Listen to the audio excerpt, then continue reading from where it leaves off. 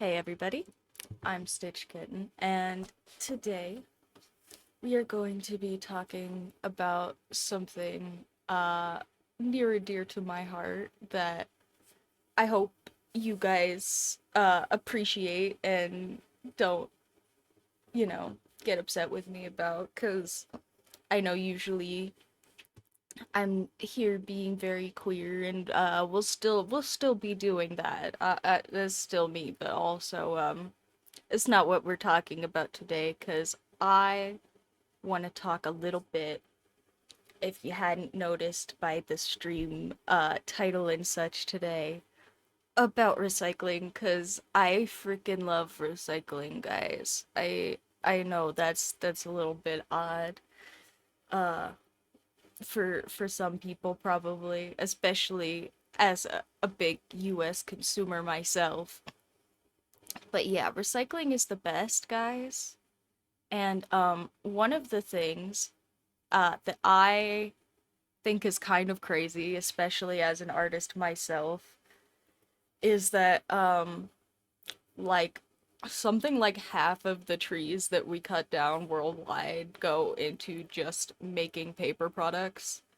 Um, and I haven't looked that number up in a minute, and it wasn't quite half when I looked it up. I think it was something like 42%. So it yeah. And I also just love reusing stuff, especially in my crafts. So, um I want to put together a project for you guys for real. And today we're going to talk about that project a little bit, and I'm going to show you guys what I plan on doing, and we're going to design some notebook covers, because what I want to do is, as a person who makes art. Oh gosh, see, this one is the one that here, I'll show you guys the one that keeps being a problem today. Come here. Oh, I know. I know. My cat is still very pregnant. She keeps being an issue today. Uh, she just wants to be up on top of everything where she's not supposed to be. And I want to call it and say, surely that's because today is the day, but I keep saying today is the day, and I'm wrong, because it's like so overdue now. Anyway, she's being an issue. Yeah, sorry. Um, but yeah, so as an artist, the paper thing, I'm gonna get back on track now because she's just chilling in my lap. Um, but as an artist, the paper thing really is something that I notice. Uh, and I use a lot of paper, and then I have just lots of paper scraps, or like newspapers and advertising, all sorts of stuff that I just throw away, and I'm very aware of it. Um, and then also there are some that I will just kind of hoard and keep, because I'm convinced that there will be some way for me to use them, even if there isn't, because there are lots of very usable supplies that people do just kind of throw out. Um, and so I have been talking to you guys a while about making some custom notebooks. I think I showed you guys the one that I made for my girlfriend, and I have some that are less custom, that are just like these little things I made that are just uh decorated by me. But also, I don't know if you guys know this, but like recycling paper is not expensive. It's just tedious. Like,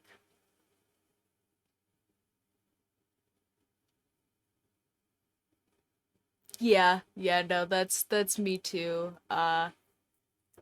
These are little tiny composition books that they sell at my Walmart, and they are like they're cheaper than soup to buy a 3-pack of them, and I don't need more of them. And I'm literally about to explain to you guys that I can make my own notebooks. Uh and I don't need more of them, but I want them. I love office supplies so much, guys. And I would love to bring all of that skill work and my knowing that recycling paper is not difficult or expensive and is just skilled work usually that um is hard to machine. Uh and I would love for us to talk about me recycling some of my paper into some custom notebooks that I could make for you guys. Uh, so I don't know if any of you guys know what this is, but this is a piece off of my 3D printer, brand new to me. Uh, and I have to fix it. Uh, Here this next week because it's not functional right now, but somebody gave this to my girlfriend, and yeah, this piece is snapped off. It's just sitting here with all this gunk that's on here. Um excuse me. But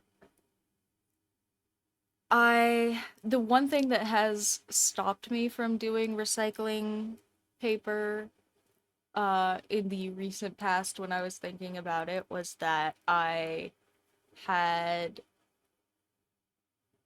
basically no way to make molds. Like, so I want to make something like this for you guys, like these little composition books. Um, and the thing is, when you make paper, right, paper is really thin.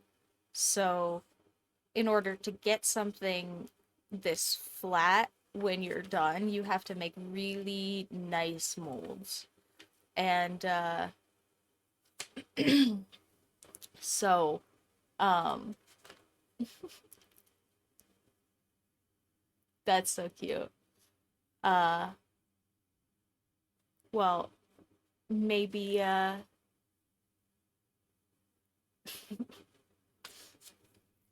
maybe you'll have to decide some of these designs that we do today are worth maybe getting for not free, but you know, sometime in the future anyway, because I still have to set all of this up. But yeah, I wanted to talk to you guys about it and do some little cover designs because I thought that would be fun. I thought that would be. Excuse me, I have a frog in my throat again today, I guess. I swear it was gone before I started streaming. It's the cat.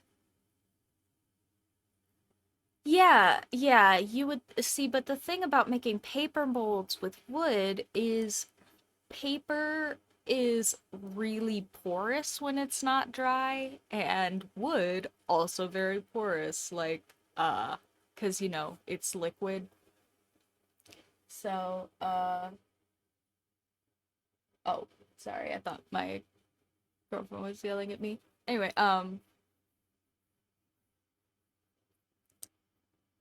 sad. Yeah. Okay, but what I'm saying, guys, is this is a piece of a 3D printer. I just I just had a look at my mm-hmm. A Prusa is a very nice one. Um that's a good guess. That's a good guess. Yes, it is in fact an old Prusa. Um and it doesn't work but also I had a look at my PayPal business account, and thanks to you guys, I had enough in there to not buy a whole 3D printer, but definitely to buy the parts that were broken off of my 3D printer. So, I'm going to be making some little paper molds with that, hopefully, in a week or so here. And then maybe next week we'll even get to see how that's going. Oh, fingers crossed. Um, but yeah, this is gonna be the big issue is this piece right here, 'cause I have a Mark II, which for people that don't know printer stuff, it's like 3 editions out of date or something now, 3 printers. And yeah, 3D printers do not come out as fast as phones, so 3 editions out of date is quite a few. And they won't sell me just this part anymore. And I could get somebody to print it for me and send it to me, but that would be kind of.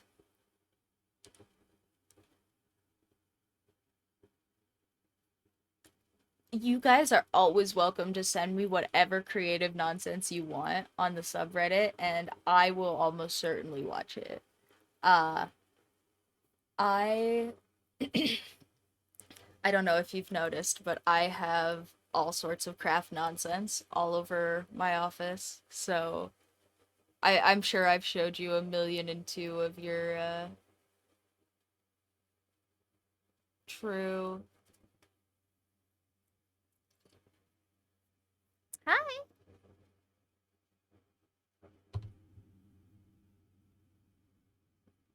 Yeah, I if you go on the subreddit and just put, I think you should be able to put like video links and anything you guys want up there. Um I don't think I have much for restrictions on the posts, but you could tell me if I'm full of crap.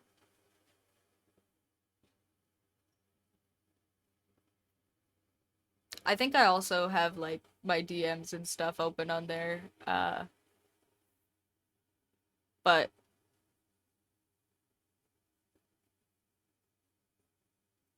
well, that is very sweet of you and good to know. I am very lucky that my one man army is kind of like really good at nonsense tech stuff and figuring out science crap. Um like this last week he just figured out how to take apart everybody's DS's and fix all the buttons so that we could all play with our bumpers fixed because everybody's bumpers are broken. Uh so I just tricked him into figuring out how my printer worked. By you know, showing off cool electronics to the person who wanted to mess with them anyway. So, yeah. I appreciate the offers though, guys. And if you want to send me crafts videos, I'm sure there are a million and two ways in the card for you to send me stuff, and I'm pretty good about checking things out when my phone pings me about them, I think. So, but yeah, I yeah, no. And I mean, his eyes are not great, so like is teeny little bitty micro work stuff like I like stuff I wouldn't necessarily be all that comfortable doing, and yeah, and he got them take them apart and back together like within the day, and like it all worked. Like he didn't break anything even doing it the very first time. Like he got it all back together. It's crazy. Um and then he took one apart a second time. Uh and I think he did say he snapped like a little tab or something off of one of the chassis casings for the buttons, and just figured out how to pinch it back together so it was fine with some little forceps tweezers. So yeah. Nah, he's really good with crap like that, and he's the one that figured out what was broken and stuff on my 3D printer so I could replace it, and I will probably continue to let him fix my problems for me.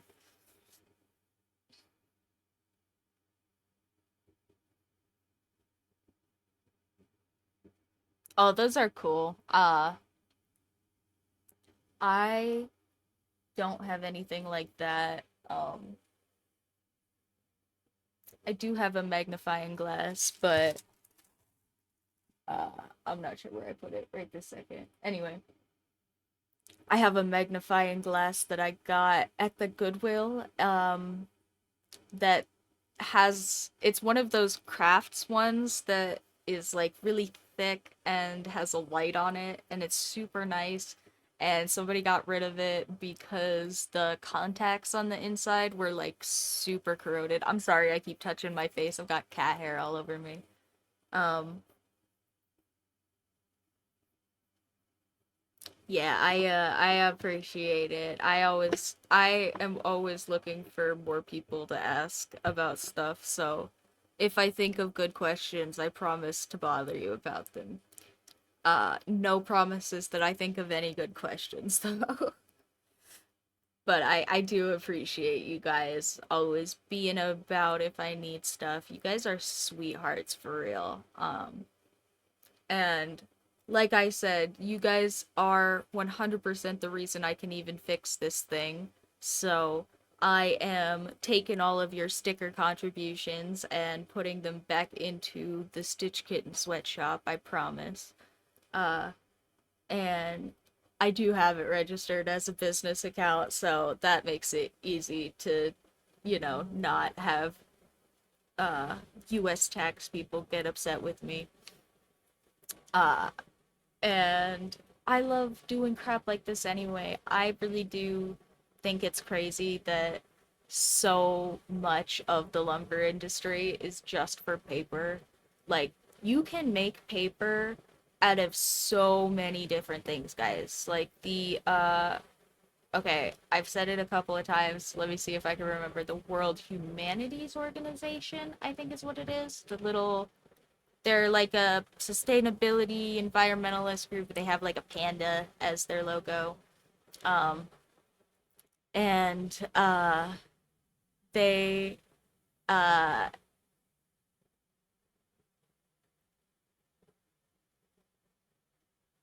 yeah, no, the secondhand stores out here are pretty good. I mean, they are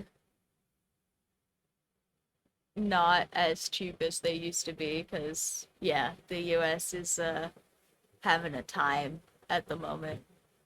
But and I totally feel you there. If I wasn't already here, I'm sure I would be in the same boat. But yeah, at the moment it's where I'm at, and it's probably yeah, everyone noticed. Everyone noticed. It's yeah. But you know what is never having a time? Sustainability. Sustainability is always good. It's always important. So, so I want to make recycled notebooks because, oh my God, guys, I have so many of these. I have so many of these. I keep these for my cats. It says, please recycle this bag made of recycled content. They're just pharmacy bags. And I have like a whole drawer of these. I give them to my cats like every once in a while, but I have so many. And I have all the paperwork that comes with them every single time, and I have advertising from the mail because in the US you get advertising in the mail in case you didn't know that. Um, we get advertising sent straight to our mailboxes is great. And with no subscriptions required. It's epic. And I have so much random scrap paper. So I bought, uh, I bought a paper shredder thinking that I was going to use it just to, make some of my paper scraps into a recyclable material because you can recycle paper shreddings at specific places. And I was like, okay, so I can make some of my like scraps into actual recyclables, and I can, make sure that my documents and stuff don't have to just get thrown in the trash with my name on them blacked out with Sharpie or whatever. And then I started actually shredding paper, and I I'm a little bit on the spectrum, guys, and that was so satisfying for me. And as I was doing it, I kind of realized like I could do that and then use the materials myself. Because again, recycling paper is not expensive, it's just a little bit time consuming and tricky. Like, it's just not simple and it's hard to machine.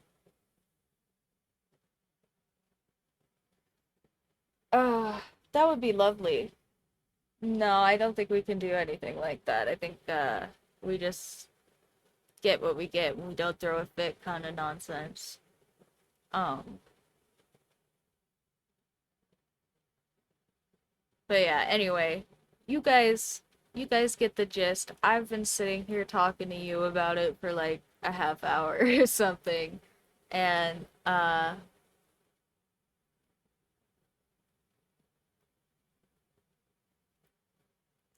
yeah, yeah, no.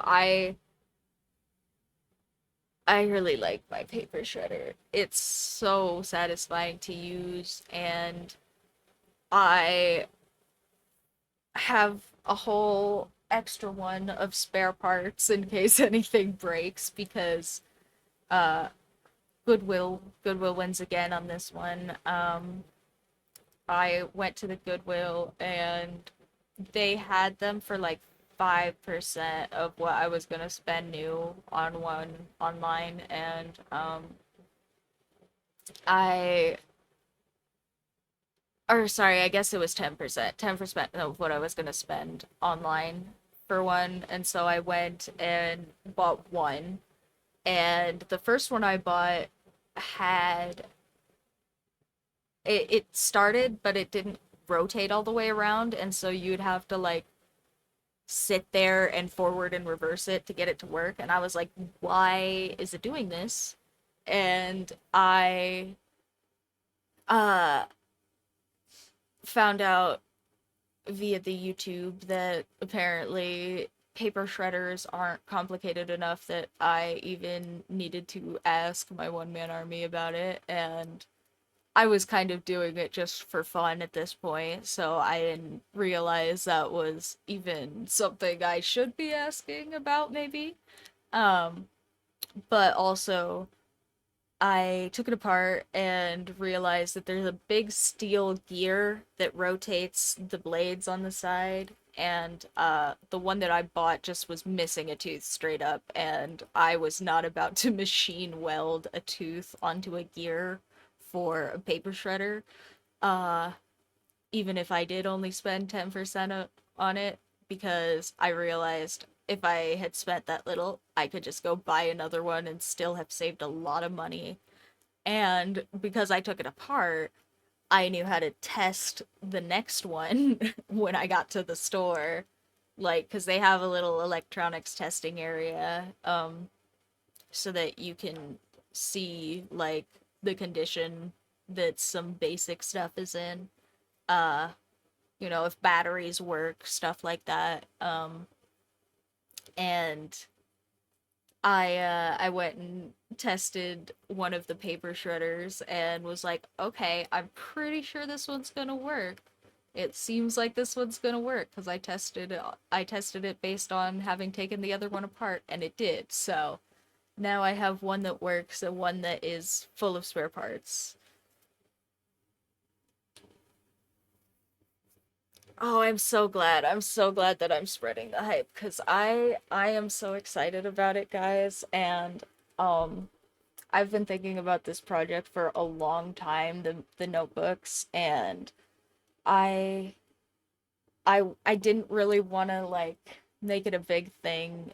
While I still kind of thought it might fall into my pit of never-ending ideas, but as long as I keep it like at the scale that I'm thinking right now, I really think it's very doable, and I would love to just have a way to feel better about all of the scrap paper nonsense that's all over, cuz yeah, I just have a lot of it, and yeah, yeah. I'm really excited. Or I do have just like some not recycled paper notebooks that I have made already. I think I showed the one I made for my girlfriend on stream.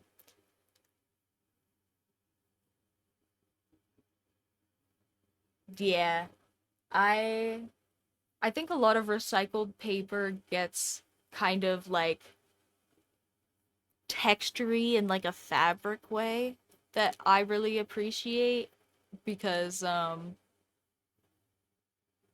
can't stand when like bleached paper gets textury because it gets kind of powdery. But a lot of recycled paper, including my recycled paper, I don't want to use any chemical bleach or anything in mine. Um, so it won't be bright white probably. If you're into bright white, like flat color paper sheets and you really need that, maybe you won't want to buy my artwork or my art books. So sorry about that. But if it's not as important to you as just having some nice quality paper, I because I think a recycled paper usually will take on a little bit of like a gray or a browner tone depending on the mixtures that you use. But like it'll get a little bit of a tone to it usually, but also then it will get like kind of rough in a way that is less powdery and more just textured, like a canvas paper, and I think that that is really nice. I really enjoy using those kinds of papers. So I'm definitely going to be my own test subject on these. I'm definitely going to make myself a bunch of notebooks also. So even if you guys don't buy them, they'll still have business purpose. Tax people, you can't come for me. But yeah, hopefully that you guys are hyped about this because I'm hyped about this, and I'm hyped about it that I'm still talking at you.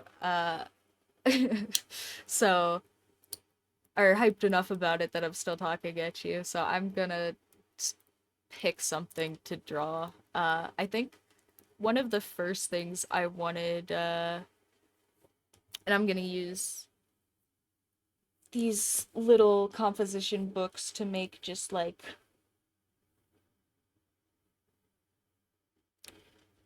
a thumbnail space, because I probably will use these little composition books as a template for just like some basic starter project type notebooks. Um,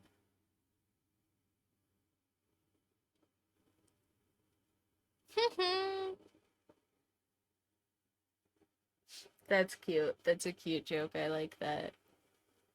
Yeah, no, I I cannot think of a single thing that I have seen using recycled paper here recently that wasn't just like a gimmick. Um, yeah, the US is very consumer culture and I want to be as little a part of that as is possible. I know I'm making all the capitalists mad. Sips coffee. But sorry. I'm still touching my I she's not even in my lap anymore. I don't know how she just leaves cat hair everywhere. She's so fuzzy.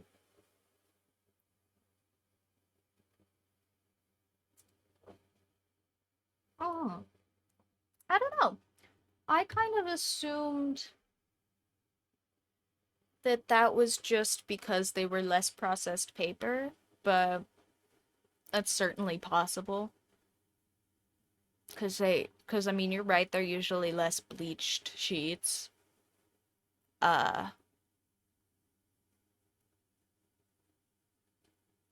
I just kind of assumed that it was cheaper, but maybe, or at least maybe some of them. All right, I think for the first design, I wanted to do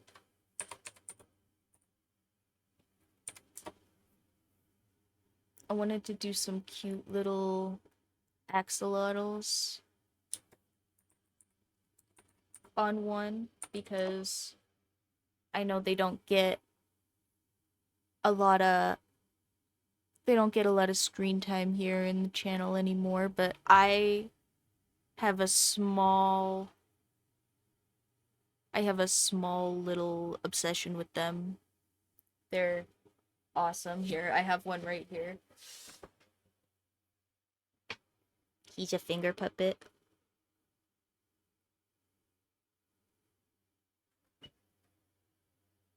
Anyway, uh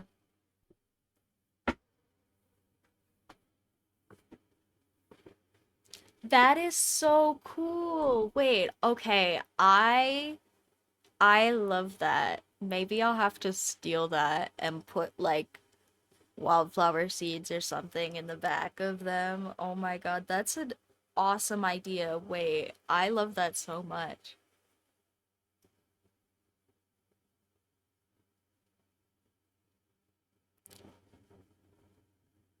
I'm sorry,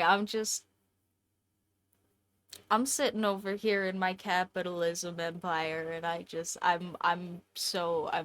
having a minute. I'm having a culture shock moment from that. Uh that's adorable though. I love that so much.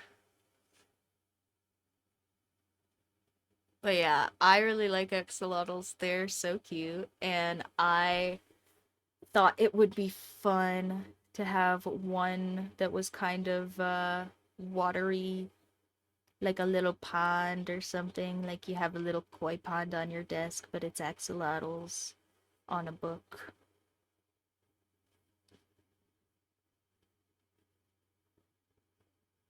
So I'm gonna make two of them kind of doing a little circle.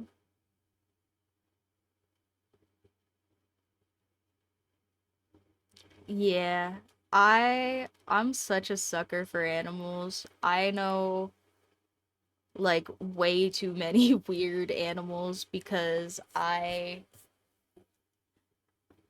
I get into that like really weird section of cryptozoology that is like animals that might actually exist people don't realize that cryptozoology isn't just like all gimmick science. Like there is definitely lots of gimmick science, but some of it is just like people that are genuinely investigating animals that may or may not exist, right? Like that's the whole thing.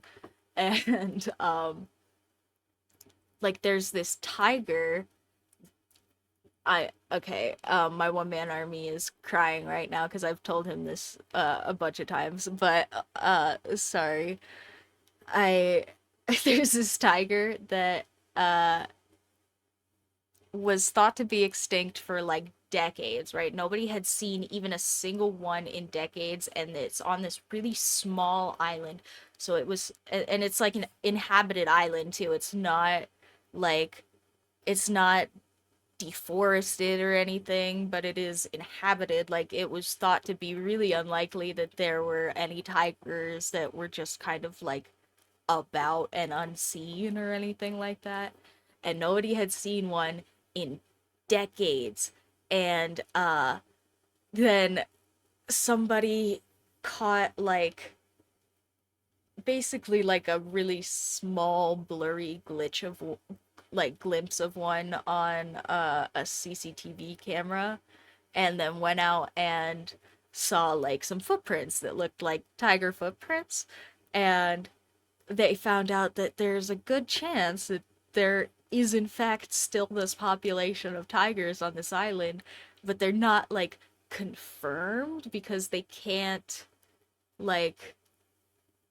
they can't like definitively say that it was a tiger, but also there is very few other things that it could have been, and it's not been long enough that they've been disappeared that they're like that it's like totally improbable that they've just been hiding out in some really small remote location in a small population somewhere.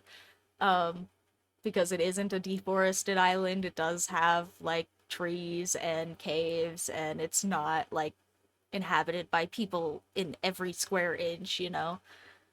uh but yeah, tiger the tiger may not be extinct on the, I think it's the Lyra Island, the Lyra tiger. Uh yep, yep, no, that's basically, I mean, a lot of species get like tracked by wildlife organizations of some variety, and so uh if there was like a breakaway culture of some animals, like if there was a very teeny little population of an extinct, like this is like that's exactly what I'm talking about, is if there's a teeny little population of the animal that we think is extinct and they're just hiding somewhere, like we have no way to know that they're not extinct, so we just call them extinct because to our knowledge there aren't any of them left. uh but yeah, that's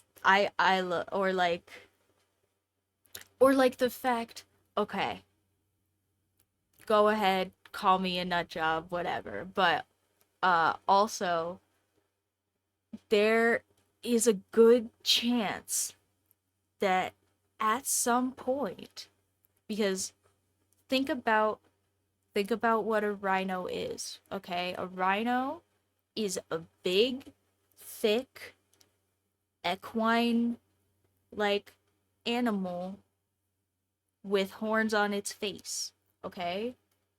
Hear me out. Evolution's kind of crazy, and unicorns have been depicted across many, many, many different cultures.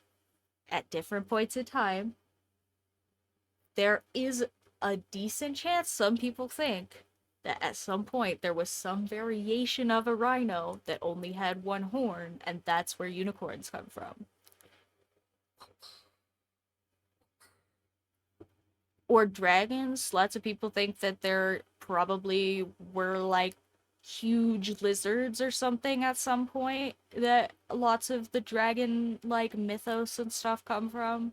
because there were really similar types of stories across spots in the regions, and uh spots that didn't necessarily communicate. And sure, there are things like social contagions, like where one person might, spread a story to a whole other population or something.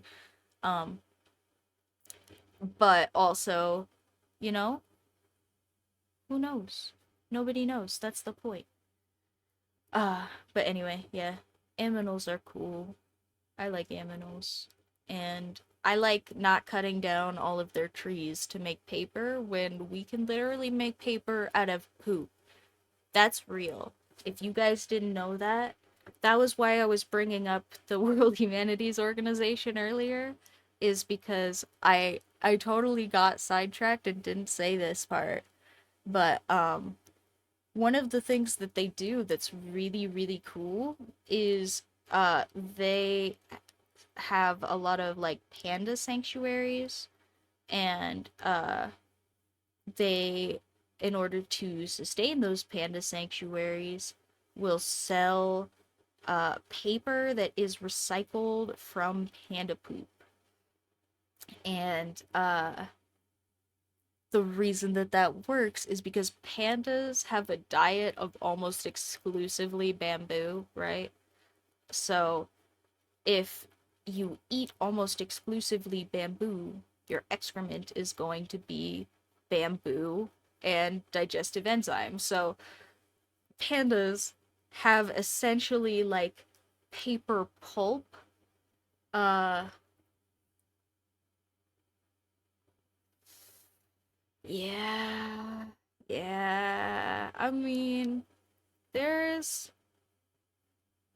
there's problems with, I think, most black and white systems. Yeah, so true. But yeah, it's mostly bamboo, and then if you just, use the expense and stuff to chemically process out the digestive enzymes and make it safe for you to, handle and everything, then and you're not allergic to pandas. If you're allergic to pandas, you gotta make your recycled paper out of something else, sorry. Uh, Hi, Bubby. That's my cat yelling. Hello, hello. What's up, little one? But, yeah, so they sell a bunch of notebooks that are just made completely out of panda excrement and absolutely nothing else. And that is so cool. Like, you know how many trees you had to take away from a panda who wants to eat them? Absolutely none. And then you still got paper out of it.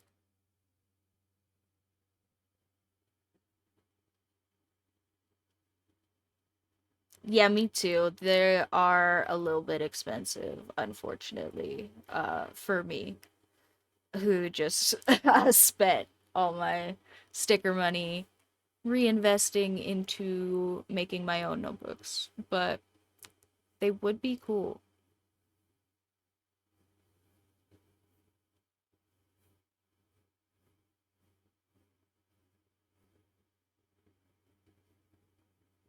if nah, I was gonna say if my cats made anything worth or ate anything worth making paper out of, maybe, but I don't think I would. I can't even do the litter boxes. I got too much of the tism for that. Sorry, we'll have to make our notebooks out of old paper into new paper. That'll have to be good enough.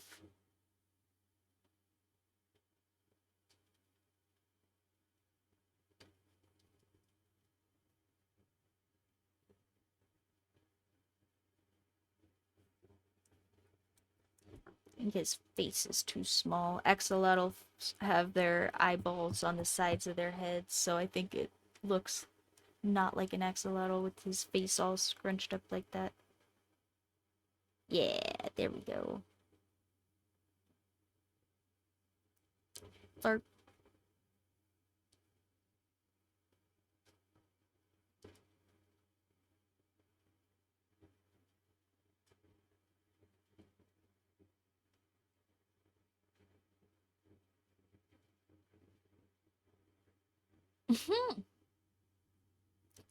Oh, the thing that always gets me at my doctor's office is I have been going to see my stomach doctor for a really long time. I think I've told you guys about this one.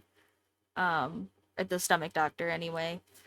But I every time I go to see them, they give me like this huge packet of paper that is for just for me to check in, and then like I it's literally just they print out like all of my information for me to double check in their system, like printed on paper.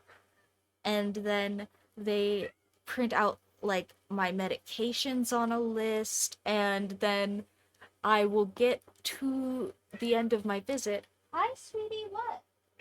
What? Oh, yes, oh, yes.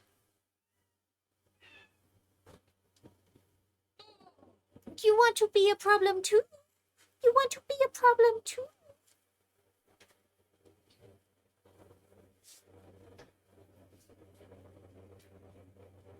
Oh, yes, you want to be a problem too? Oh, yes. Oh, yes. Hi. Yeah, yeah, it's silly. And what? Oh, jeez. He needs attention so badly. Hi, Mushy. Hi, Mushy Mushy. What? What? Come here. Come here. Come here. Yes, hello. Hello. Hello.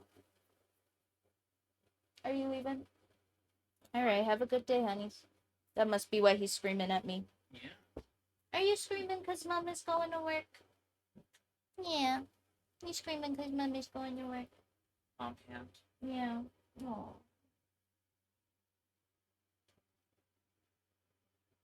Okay. No, I'm good. Oh, yeah.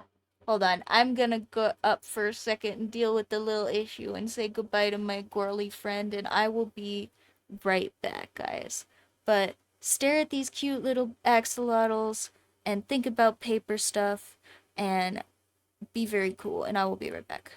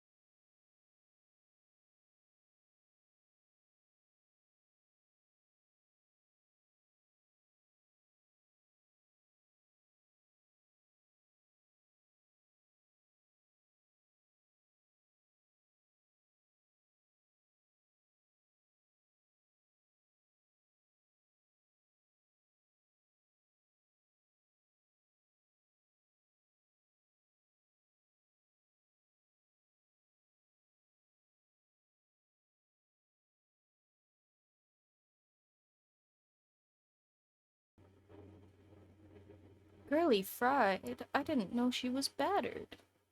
Ha ha ha ha. Sorry. I. Yep. Just sorry. I've been infected with the very literal joke meme. Here, hold on. Where is. Do I have it? Maybe I don't have it.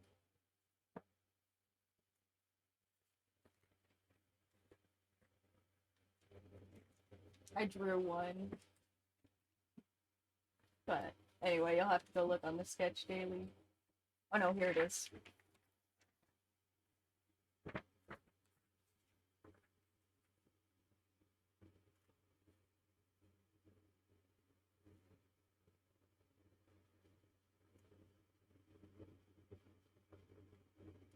It's just a pizza. That's the whole joke.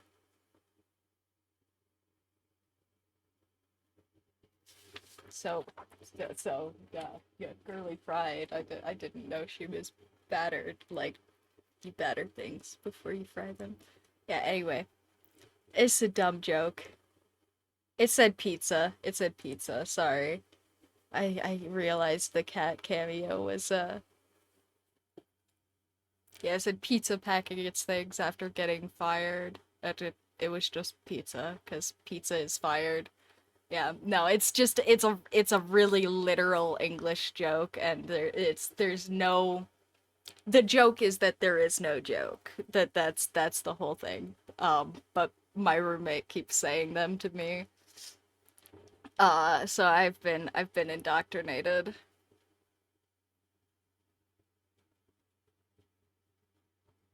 But yeah, it's like yeah.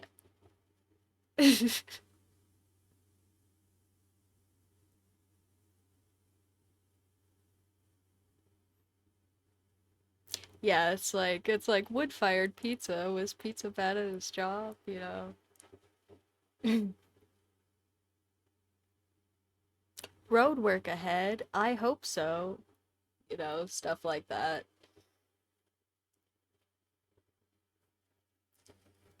Ah, it's a silly dumb joke, but also I just keep hearing it, so now I'm making them too, I guess. You guys will also be indoctrinated into the very literal English jokes. Sorry, it's inevitable at this point. I've already like explained the joke and everything. It's you're pretty much doomed.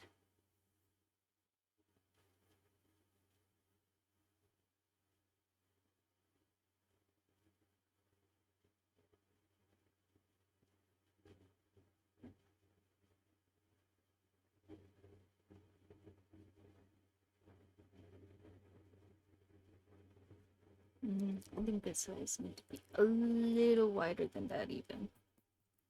Like, oop, yeah.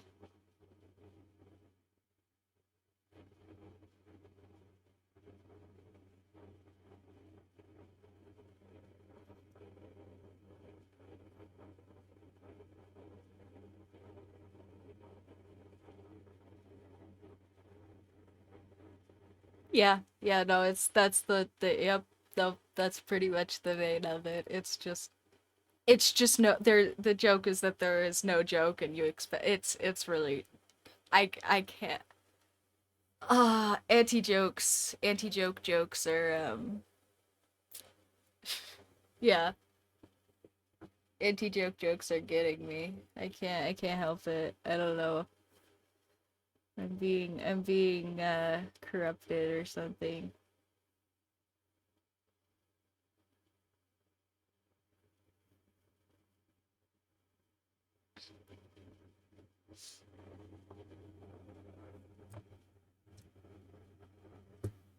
Oh, these are so cute. We should put some stuff with them though. What should we give them? Like a little, maybe like a lily pad or something.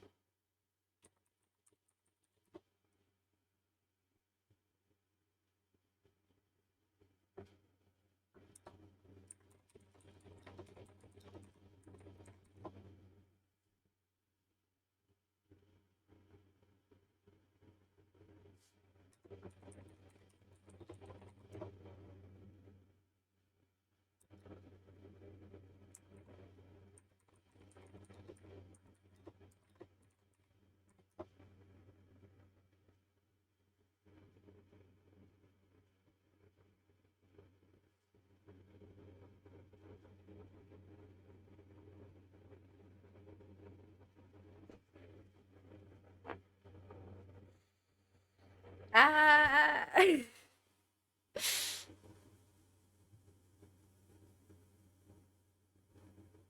Man goes to the doctor. He tells the doctor, "Doc, it hurts when I go like this." The doctor says, "Well, quit doing that."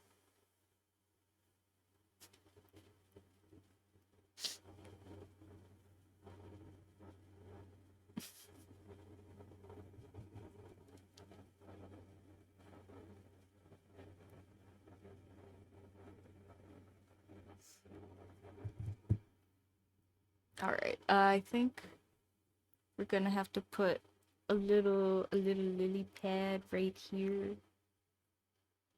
and then maybe just like problem, Missy. You're being a problem. You can't be up here. Oh, no, no, no. No, you can't be on the printer. You can't. You can't. You're gonna mess it up and you're gonna hurt yourself. It's not good. It's not good. It's a big old office printer. Ah, goofball.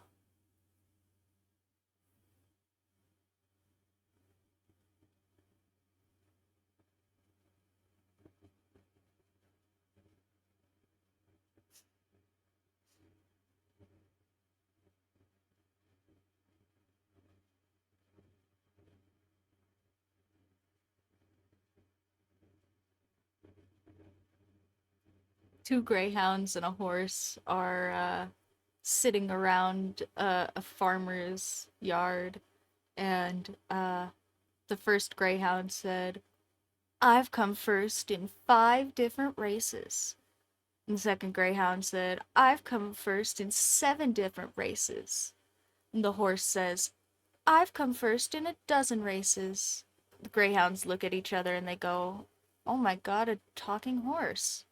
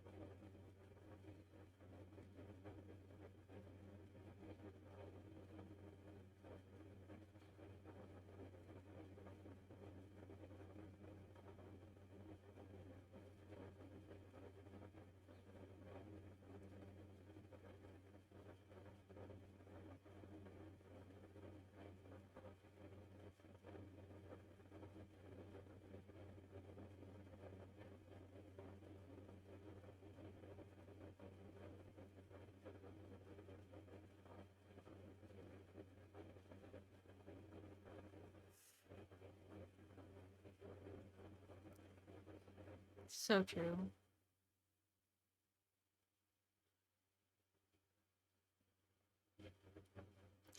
Man goes to the doctor and he says, uh, "Oh boy, I've got some bad news. I've got some really bad news." And the guy goes, "Okay, well, shoot, that sucks. What's the bad news?" And he says, "You've only got 24 hours to live." The guy goes, "Man, that does suck. Well, what's the really bad news?" The doctor says, "I should have told you 23 hours ago."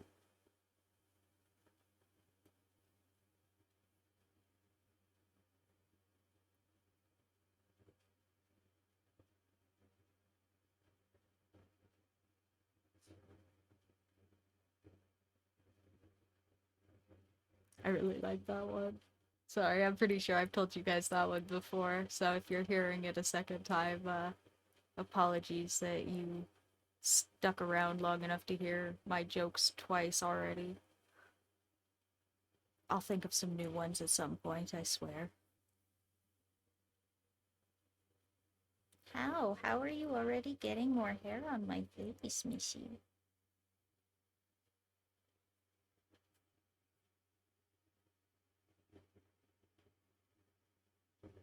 And then up in this, we'll just put some little reeds.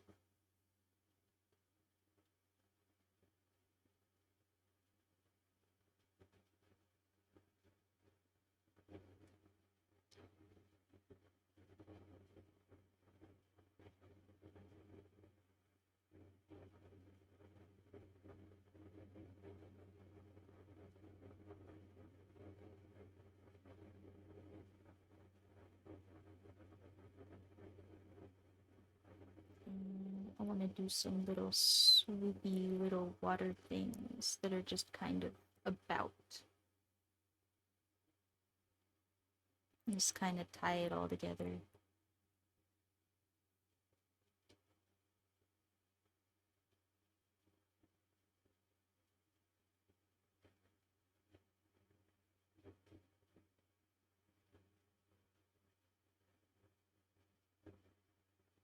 Oh, this is so chill, guys. I'm talking to you, I'm drawing axolotls, I'm petting my cat. I appreciate the heck out of all of y'all letting this be like something I can reinvest any money into at all. Like that is so cool. I I did not realize that I had enough money saved up. I mean, a big part of that is Taz. I appreciate the freak out of Taz. I hope Taz knows if even if they're not here. Uh, yeah, Taz has been a huge investor in my stickers and crap. So thank you. Um. Oh. Steamroller. You mean a steamroller? Like for construction, I think.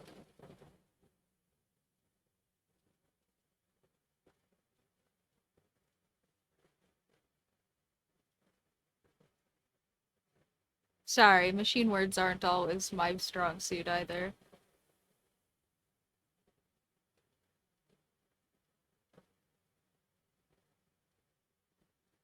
English is a little silly.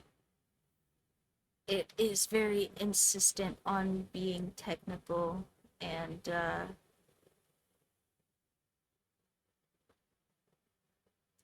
then US English doesn't have a language authority, so it ends up being a lot of weird semantic miscommunication, I think. I don't really like it as a language. If you notice, there's some little starter Japanese alphabet practice up here on the corner that I was doing the other day. Uh, because that is the language that I am practicing is Japanese.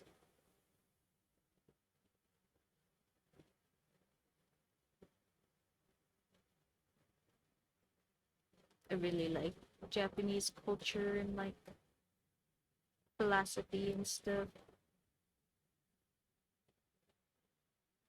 And I think their language is really good at being a language.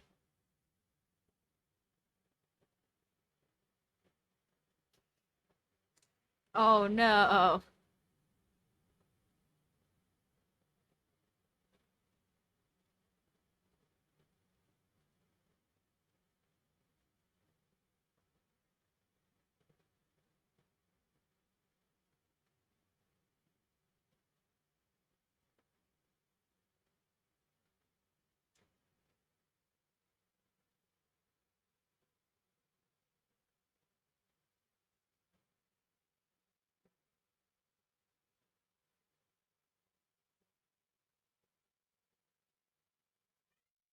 Missy, hello. Oh no, guys. This might be a problem. I have one cat in my lap and the other cat wants my attention. And the pregnant one is still not really being nice to the other two. And now that I know she's pregnant, I am having a harder time uh, being real mean to her about it. I still am trying to make sure I scold her, but like, yeah, they have been getting into it. So, if I have to stand up again, I'm sorry. Hi. Yeah. Are you gonna cause issues? Yeah, apparently. Sorry. They're all being a little needy because the Missy, the pregnant Missy, is been taking up a lot of people's attention lately. Because we all just want her to, be done being pregnant already. We're all a little bit through waiting on anticipating all of that. She's so overdue, guys. Like, the vet said that she should be due not. Yeah, wait. I think last last Tuesday? Yeah. Wait. Yes. Last Tuesday. I don't even know, guys. Yeah, okay. Yeah, last Tuesday. So it's gonna be like,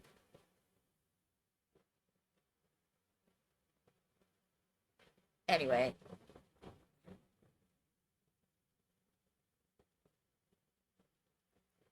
It's been like almost 2 weeks that she's been pregnant, and over when the vet said that she was supposed to give birth. So yeah. We're gonna be calling the vet when their doctor's office is back open again after this weekend, cause uh, she just refuses to let them leave.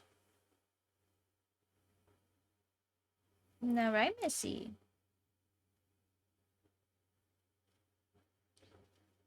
Well, at least they don't seem like they're gonna cause me any problems right this second, so I guess I'll go back to drawing for you guys.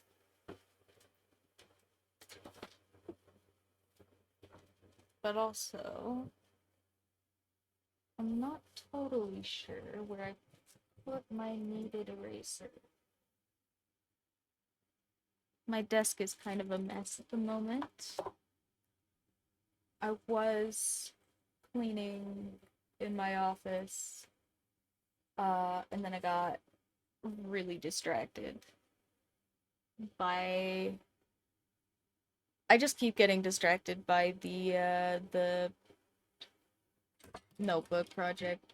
It has taken up so much of my brain, guys. Oh, sorry, smack the camera.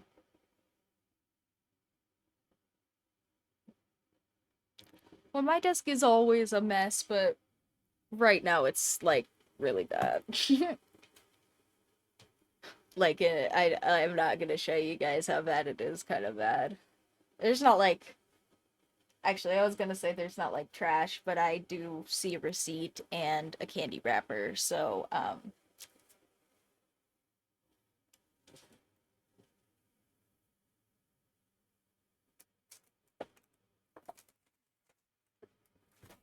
but I also don't see my needed eraser. What the heck?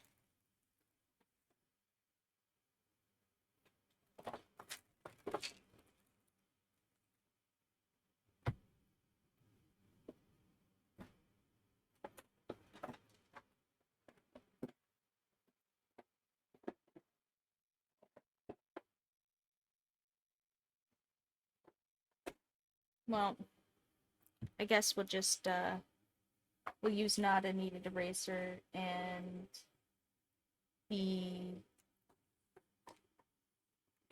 careful, question mark. Can I even do that? I guess we'll see. I guess we're about to find out if I can do that.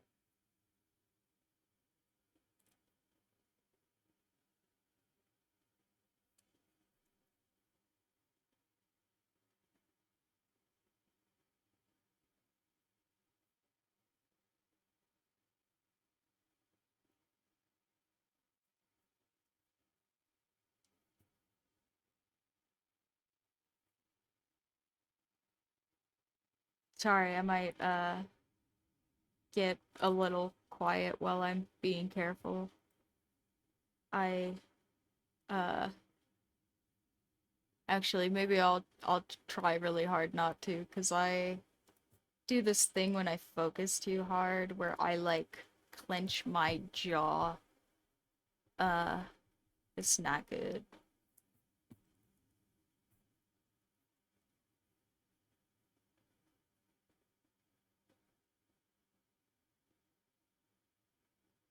Yeah, except for like, so my office is like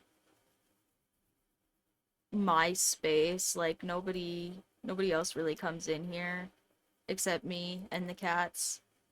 It's pretty much like when we moved in here, uh there were two little side bedrooms and one master, and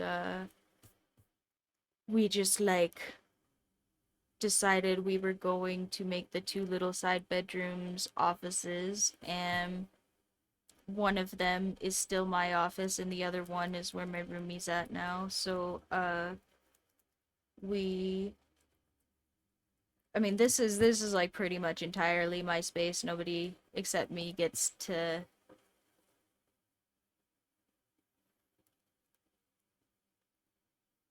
Yeah, except for in the USA, uh anything for your teeth is super freaking expensive.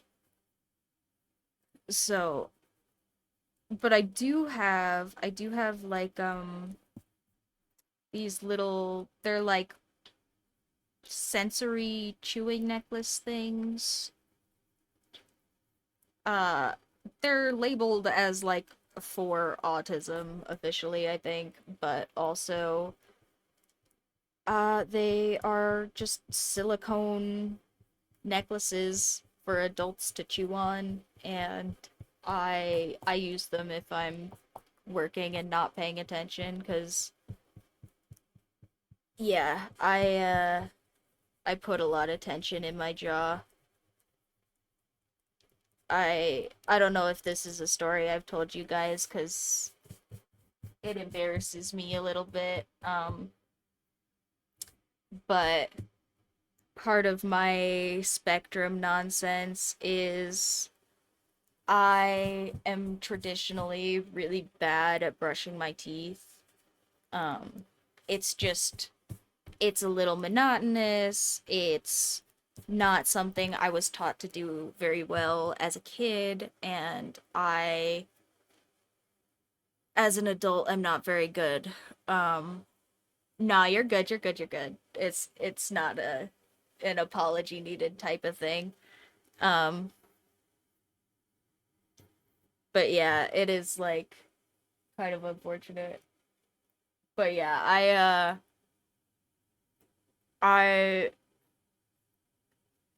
am not typically very good at brushing my teeth, and I don't typically drink a lot of American sodas.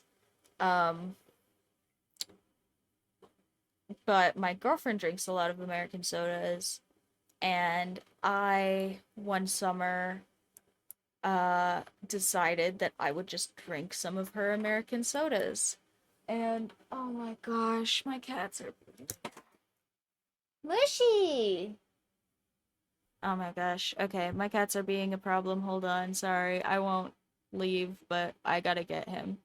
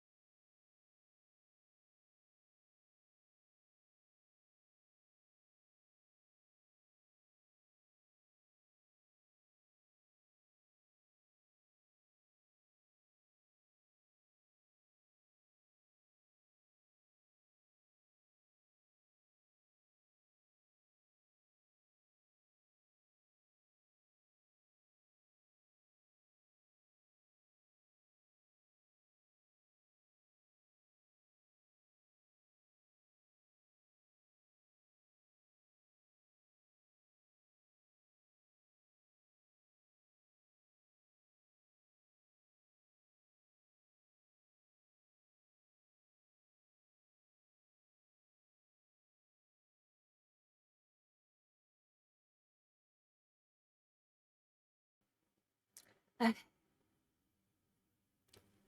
Oh, you don't even know. They are definitely being problematic. But, we are gonna do our best. Also, this thing, this thing is really growing on me, guys. I want to use it a lot more for inking, probably. Um, I did like all of the sketch dailies for the last video with it. If you want to see some of the really cool stuff I did, but it's really nice. I like it a lot, actually. Yeah, I I don't know. It's goofy. It's definitely gimmicky and goofy, but I kind of love it. So I explained it when I tried it on the stream, but the angle basically makes it so that I can use it at the regular angle that you would use for not a dip pen, and it just adjusts it to the angle that you have to like, because usually with the dip pen you have to hold it at like a really severe angle to get kind of a nice line, but with this one it adjusts it for you so that you can kind of get like a nice line without holding it so goofy.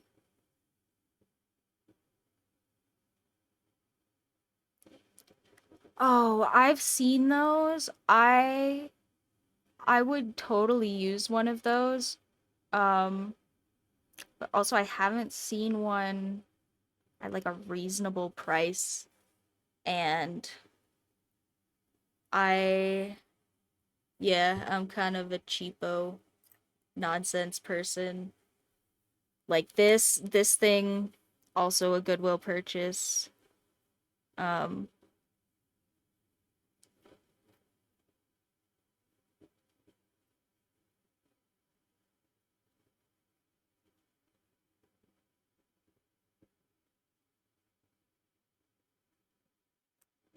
yeah.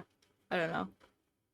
I just I have so many art supplies that I don't often buy new ones unless it's kind of some gimmicky nonsense that is cheap and I could justify buying.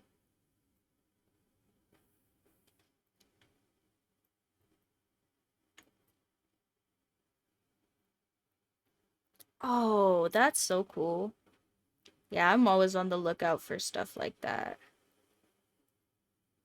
I do have one. I have a dip pen where the body is glass, but it's still like it's still a metal dip pen. It's still the nib and everything is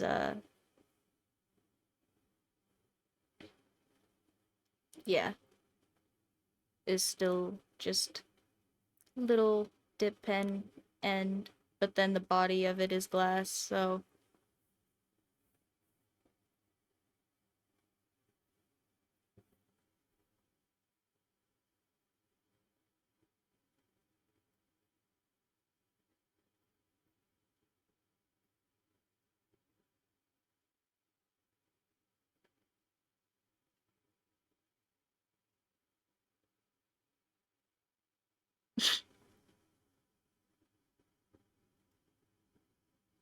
see, I'm indoctrinating you guys already. Stitches before the stream, not getting the joke. Stitches after the stream, getting the joke.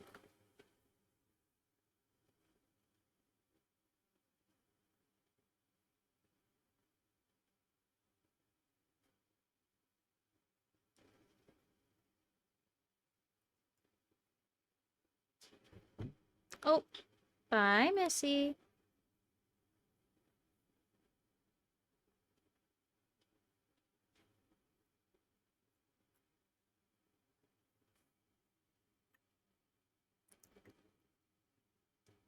Yeah, maybe that should be like a study. Maybe because I have noticed that all the very chill stitches have some real punny energy. So maybe that'll have to be like science we do at some point. Like I've seen lots of people doing those goofy little census things of their audience, you know. Maybe we'll have to do Stitched Kitten census and you guys will have to tell me like, are you chill?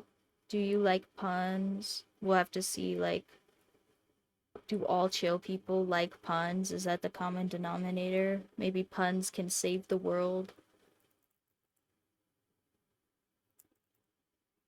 Actually, I mean, how many comedians have genuinely suggested that their whole purpose is like to promote social change? Because I feel like it's a lot of them. Like that one's almost pretty real. Like people should just be chiller about jokes. Real jokes. I'm not saying people should be buttholes as a joke.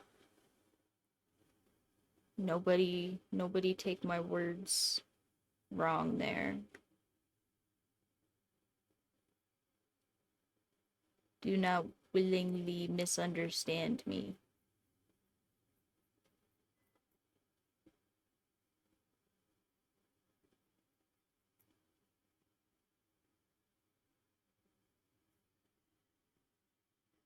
That's true. That's true. I do hope to cultivate a big group of the tism cuz I feel like a lot of the time neurodivergent people don't get like social groups and peers and stuff, and that's kind of poopy. Like I was kind of thinking before I decided to put all of my energy into these little notebooks that maybe if my tutoring thing online didn't pick up, I could put some energy into doing like neurodivergent tutoring or something. And I mean, I could still do something like that in the future, but also the notebooks have grabbed my hyperfixation at the moment. But yeah, I feel like there's a lot of yeah, who is misunderstand and why are we talking about her now?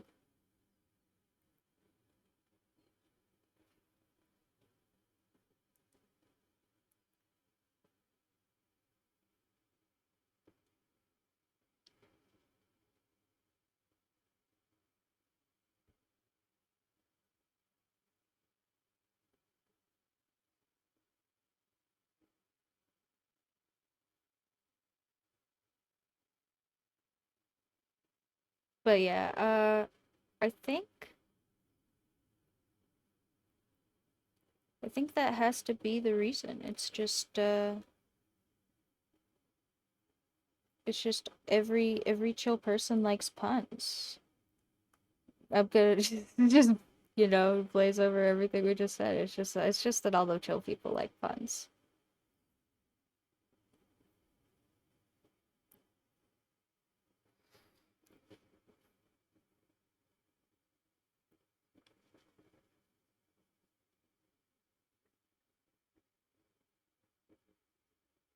I totally okay. Um, this is a thing that I employ all the time, but like in a super malicious compliance sort of way.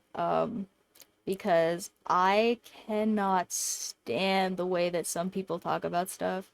And it's not just like specifically with neurotypical versus like neurodivergent stuff. A lot of the time it will be with like gender role type stuff. Because I think that that one is a lot easier to do as a strong, slightly uh goofy kind of person with boobs, you know?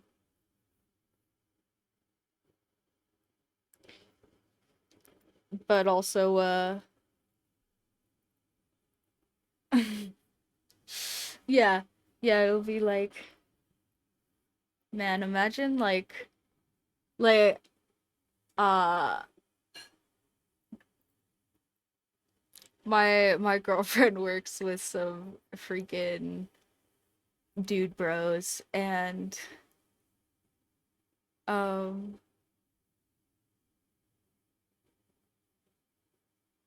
yeah, anyway, it'll just be like, yeah, imagine having like absolutely no ability to talk to people just because like you're a little bit attracted to them. Like I would I mean, I just think people are cute. I would die constantly. So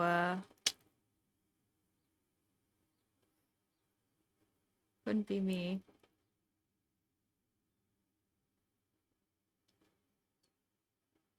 Or like, man, imagine thinking somebody hitting on you was like an insult. That's crazy.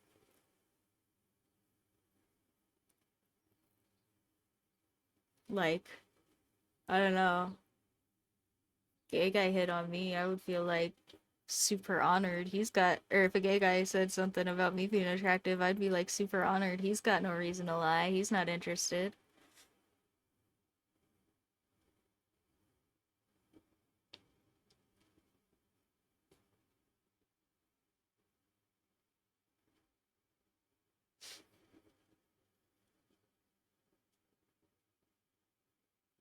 But yeah, or like, man, imagine marrying somebody that I love doing the like, are the straights okay kind of ones where it's like, oh man, imagine just like marrying somebody that you absolutely hate for no other reason than to not just like literally be alone. That is so sad.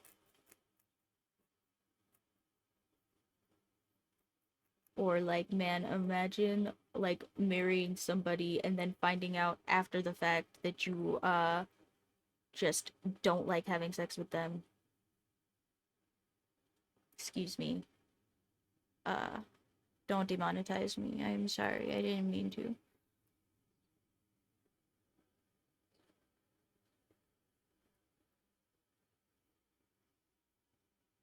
See, I'm good at some of that stuff. I'm not good at exams specifically. I stink at exams. And if it's like an oral exam, I can do those. But if it's like something where they have set it up to feel like a testing environment, I just panic. I am not good under pressure for real. Like if it's like a situation, like if something is wrong, if someone is hurt, I'm good in that kind of a pressure situation. But if I'm being evaluated, nah. Mm-mm. Please don't look at me. I have a big observation avoidance. I do not want to be observed. And anytime there is a test, I my brain makes fax machine noises.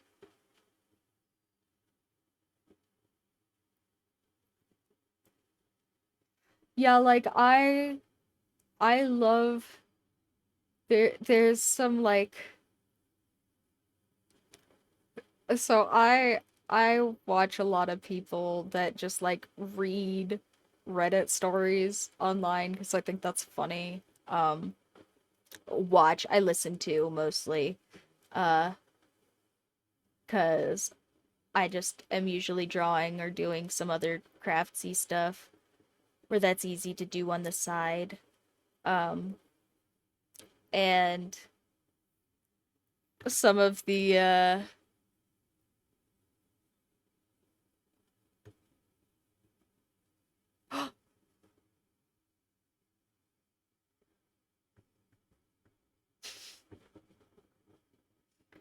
oh gosh, no.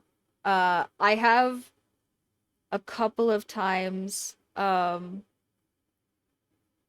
shorts gotten sucked into not the temple run ones, but people telling Reddit stories over Minecraft parkour videos. Actually, I think it's literally the same Minecraft parkour video usually. Um,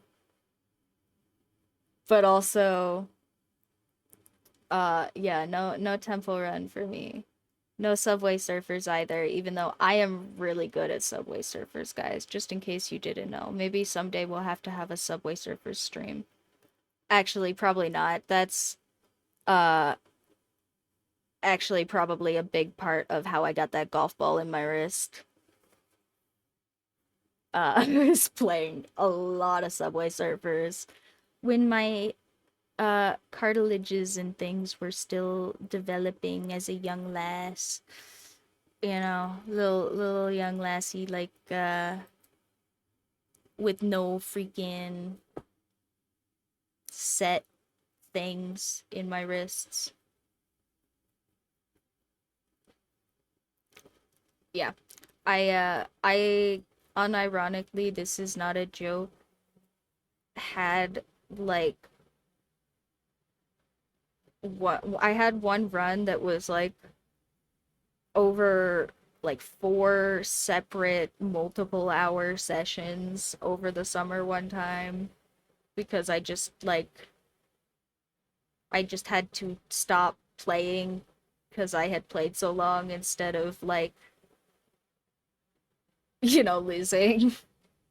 Uh my high score on that used to be insane before they gave you like all the power-ups and shiz. Uh and now I'm old, so I probably wouldn't do as well. But yeah, I used to be really freaking good at that game. Uh It wasn't officially a carpal tunnel thingy. I officially got a ganglion cyst. Um, but I do suspect that I have some small amount of carpal tunnel and that almost certainly some small amount of carpal tunnel contributed to the ganglion cyst because the way that those get really bad is when stuff gets misaligned. Um, like with carpal tunnel. And yeah, I used to not be very nice to. I mean, I'm still not wonderful at taking care of myself. ADHD is a heck of a drug, and I I just am not. I wasn't taught that well as a kid to take care of myself, so it's just hard for me as an adult. Um, but also as a kid, like I was a kid, and so I wasn't taught that well to take care of myself, and I didn't care. So yeah, I used to like play the piano and video games for hours and not take a break or get up for water or the bathroom or anything. And but yeah. No, mine was like when I say it was the size of a golf ball, I am being literal. Like it was like an inch and across a half. An inch and a half across, excuse me. Um, brain moment. But yeah, no, that was probably why, because I did lots of stuff with my hands. I was not very nice to myself. I didn't really realize that your wrists were even a thing you could stretch, much less like should.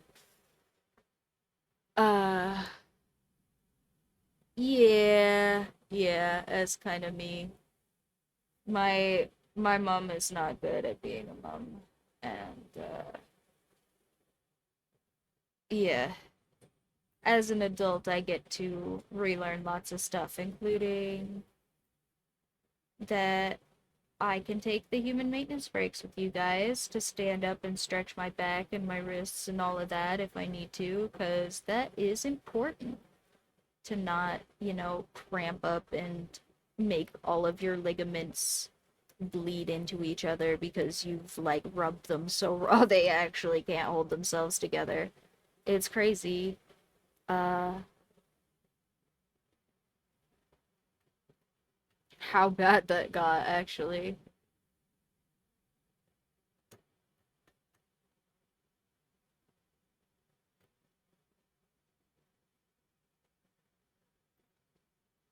Yeah, yeah, yeah. No, it's all good. It just is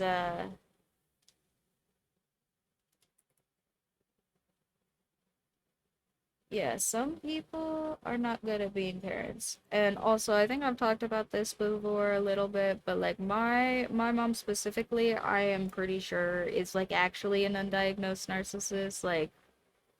Like for real. Like I don't want to go on a tangent about it this time, but uh yeah, if you want to go watch some other streams, I'm sure I have been on plenty of tangents about her. And why I think she may not as like a haha or like as a pokey mean thing at her, like just genuinely be an undiagnosed narcissist.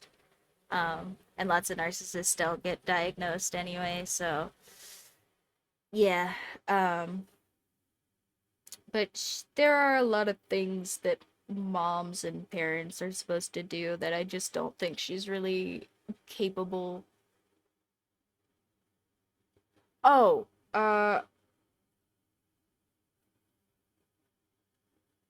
This this is all just frickin' scratches from my cats just now. I just have really reactive skin. Uh sorry. That's if I'm worrying people, that's all nothing. Um or if you mean this is also just from my cats.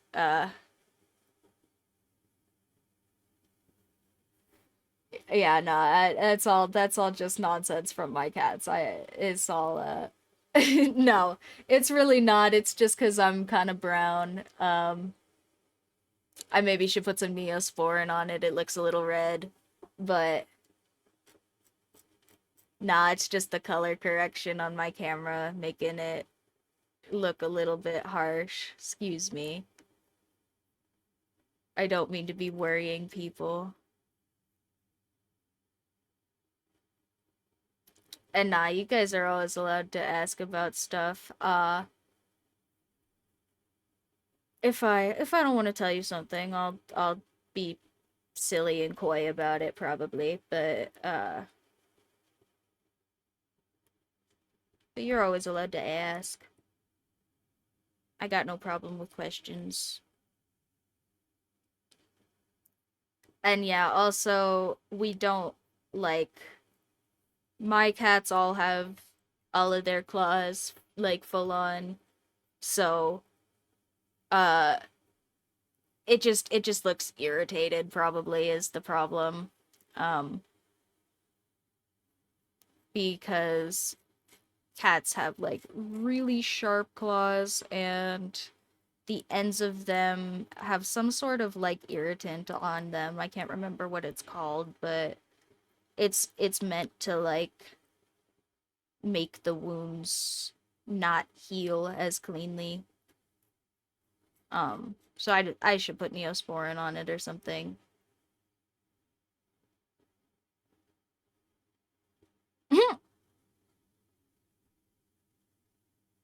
Oh yes, yes, sure. It's axolotls.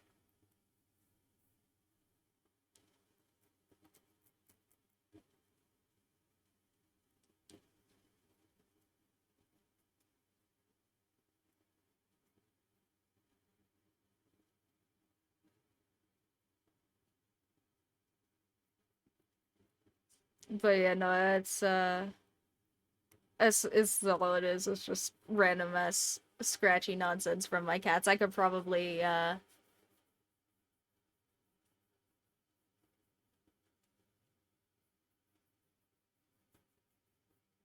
see, I can just like rub on them and they'll mostly go away. It's just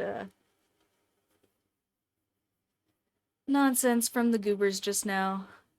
You could probably go back to the beginning of the stream and they won't be there.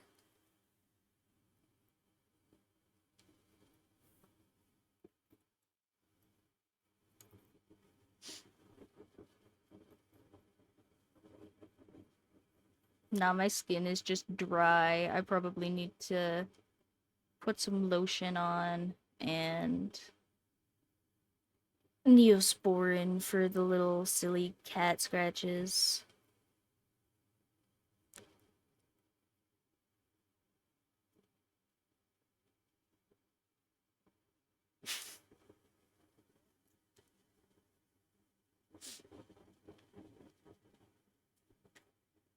Oh, speaking of average, stinky, my freaking problem is being a problem. Little Missy.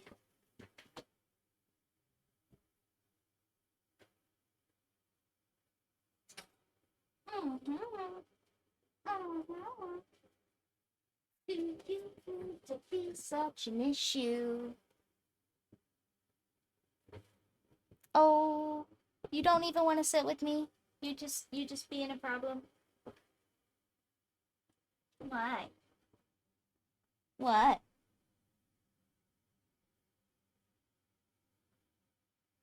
No, that's my serape. Leave it alone, please.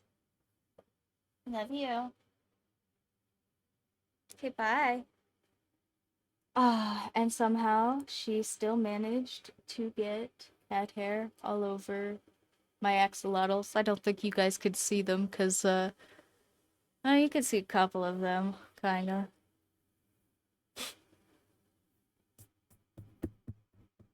Silly goober.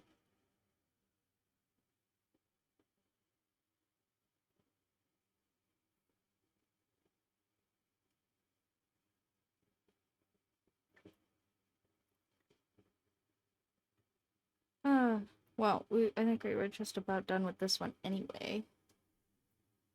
But, yeah, she is being a whole lot. And like I said, I keep wanting to say, like I would totally say, "Oh, today is the day," because she's being such a problem. But I keep wanting to say that, and she just keeps being a little bit more of a problem. So, we'll see. Hopefully, by this time next week, there are some kittens about, and not 7 days more of her being slightly more problematic.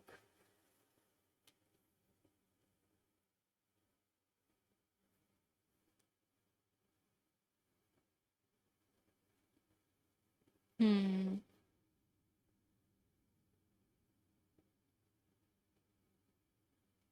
Maybe you could draw your very own axolotls. Or maybe you could draw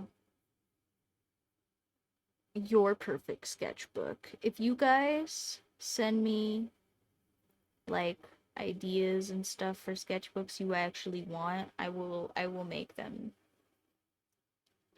'Cause I I want this to be a project for everybody. I'm so hyped about being able to like give back a little bit, you know. Um, cuz I don't have a whole lot for resources. So to still be able to do something that's like real, you know, I want that to be for everybody. So if you guys have ideas of sketchbook stuff you want, let me know. Golden retrievers. Okay, well, Dogs are usually not my strong suit. And every time I draw them for some reason, people get upset. I just consistently get less views somehow. You guys don't like dogs as a whole, but just for you, I will at the very least off camera at some point put together a retriever style design. And I think this one is done. And I'm also gonna have to go get my cat again. Because she's being a problem. So I'm gonna get up and do my human maintenance stretching and deal with the kitty who is being a little miss problem. And thank you guys so much for chilling with me this far. This is so cool. I'm glad you guys sound kind of hyped for this because I'm pretty hyped for this still. And yeah, if you guys want to think of some other notebook designs for me to do when I get back, or if you want to just sit here, chill, get your popcorn, whatever the heck, take care of yourselves. I will be back in a few minutes. And thank you guys so much. As always, I'll see you in a bit.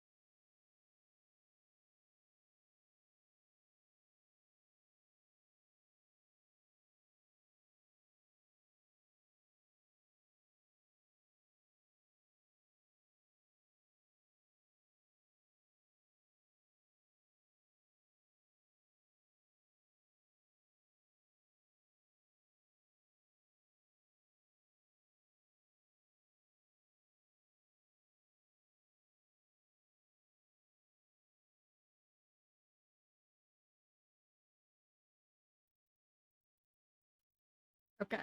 I think I have another idea for the next one. Oh, here, you know what? Let me put, here's my marker pen. And, hold on, let me stand up. I moved my rulers, so they're over here in a nice little thing now, but I have to get up and get one.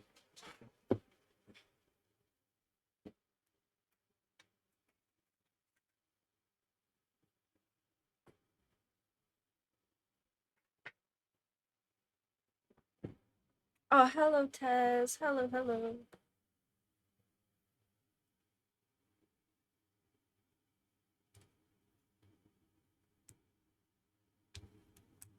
I was just telling everybody that,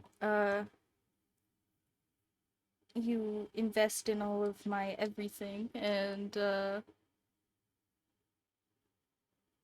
oh, you'll have to show me your goodest little boy. Everybody who wants to show, we should make the the Stitched Kitten subreddit like an art page. If you guys want to put all of your art up there, you totally should. I know the compression thing isn't always great. And thank you, thank you. I'm glad that you like them. I was telling people that I over between your wonderful contributions and the minimal other, yeah, I know people keep telling me that. We'll see. It's possible. It's not impossible. I just,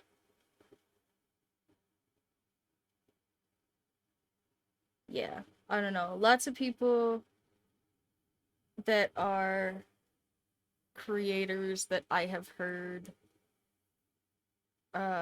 with discords have problems with them is all. I want to not make my one man army mod anything like that until I can afford to pay him a little bit. Uh, because right now he works for me out of the goodness of his heart and the potential to make some good money in brimfrick capitalism America. Uh,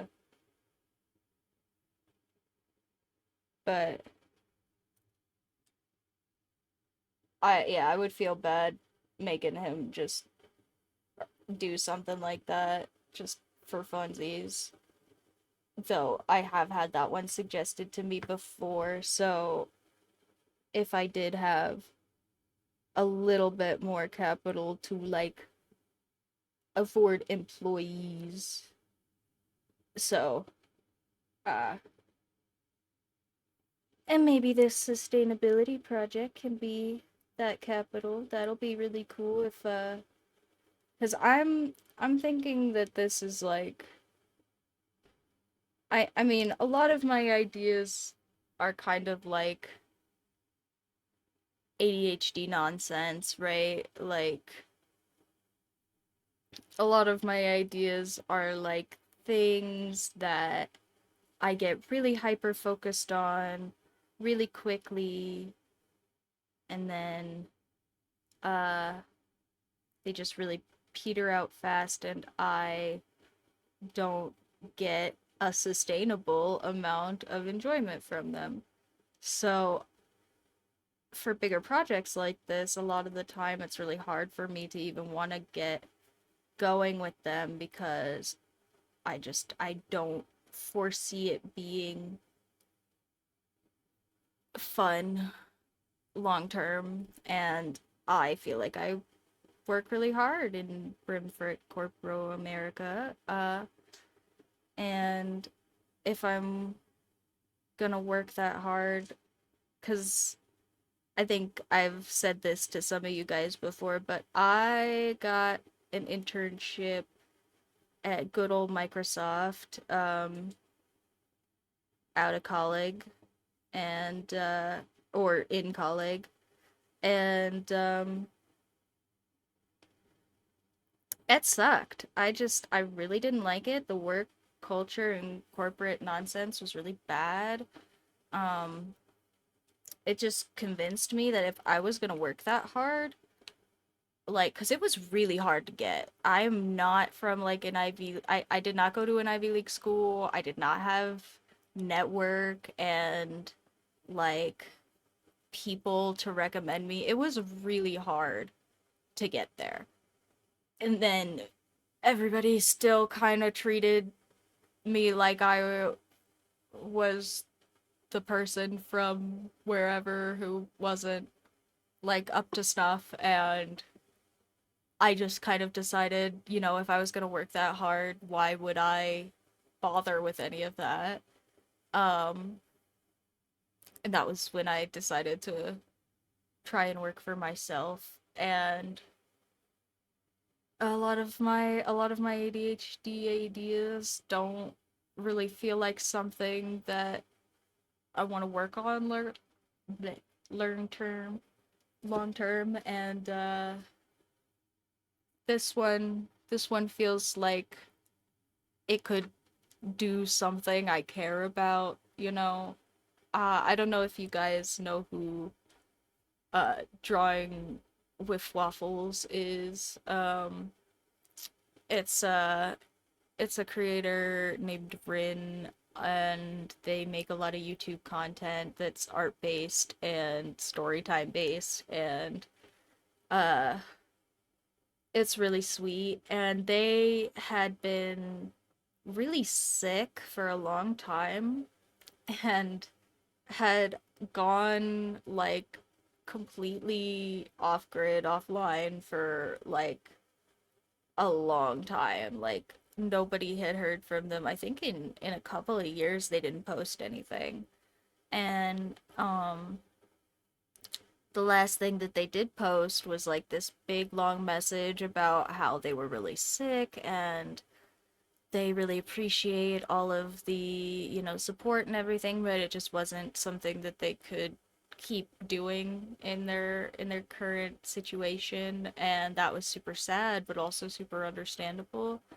And then just really recently, like I think it was like last week or something, they finally came back to the internet and posted all of this really wonderful artwork about how like they had been struggling and trying, and they gave up art for like a while because it was just too hard to do it. And like they had to find like their why for wanting to do it again. And uh I I don't know. I don't really want to say this is like my why or whatever, but like I think it's an idea that's like holding me in a way that other ideas don't typically, which has been really fun for me. And on that note, well, I was gonna say on that note, let's start a new one, but I have to move the cat again. Hey, little Miss Problem.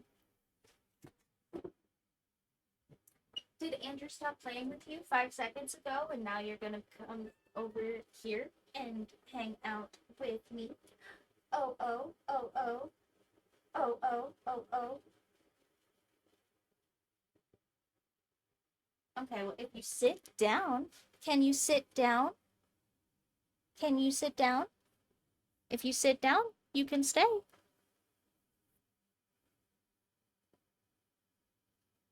If you sit and you don't be a problem, you can stay.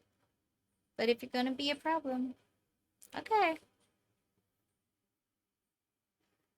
Ah, she's so cute. And so very pregnant. I don't know how she's still pregnant, guys. Okay, hold on. I'm gonna move the sketchbook for the next one. If you don't want to watch the sketchbook move, don't look. I'll tell you guys when it's not moving anymore. Uh, and ta-da. Okay, no more moving.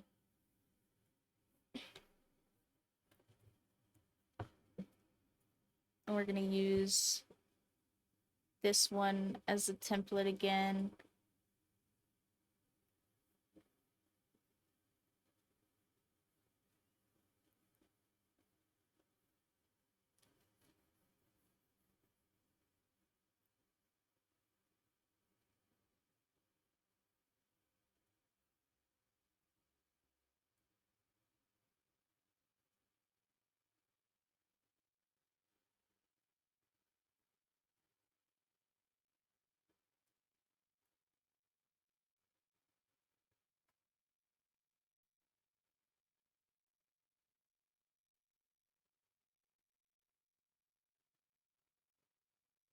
Oh yeah, I need to paint my nails because I broke them. I still hadn't painted them. They were still all clean, and then I just keep breaking them because my nails are not that strong.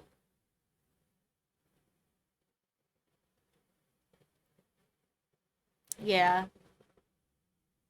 Yeah, I feel like I'm through a lot of the recovery stuff just because I I do have my stomach nonsense that sucks. But also like I s- I have so many problems with my meat suit, guys. Hi, Mishi. Hi. Uh-huh. Oh, so much attention for kitties. Uh, but yeah, like I have gotten a lot of them like fixed and bettered and like this one. This is the one that's from my golf ball. Uh, because I used to tip my wrist like that, and there was just like a whole freaking bump here, and everybody would just be like, "Oh, you mean like this bone? Like everybody has this bone. Like it's just this bone. Duh." And I guess your bone just like sticks out a little bit more. I guess it's a little bit weird, but like it's not that weird. And I was like, okay, I guess it's not that weird. And then it just got bigger. It just got bigger and it never went away. And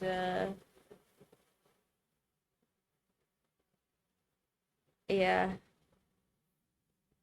I had to go and get it surgically taken. Oh yeah, no. Everyone in my family is full of wonderful medical advice. Um,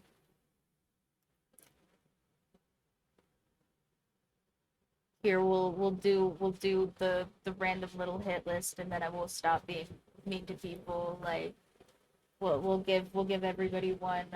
Uh, yeah, my padre who thinks that he can believe everything that Google says about illness, my mom who is a Facebook anti-vaxxer, my sister who refuses to take the medications that are probably for very similar brain things to me, but who copes way better than I do, so like what am I gonna say about it? Hi. Hi, Smishy. Um, they all give really great medical advice. Yeah, see, that's usually me. That's usually me. I am looking at least four different types of crafting supplies right now, just not even turning my head. And usually I want to do all of them all the time. And now I just want the 3D printing parts to be here so I can do the notebooks. Like I'm so hyper focused on it. It's actually crazy. And I keep expecting it to just peter off, but it hasn't. And I keep being excited about it. And that is kind of crazy for me.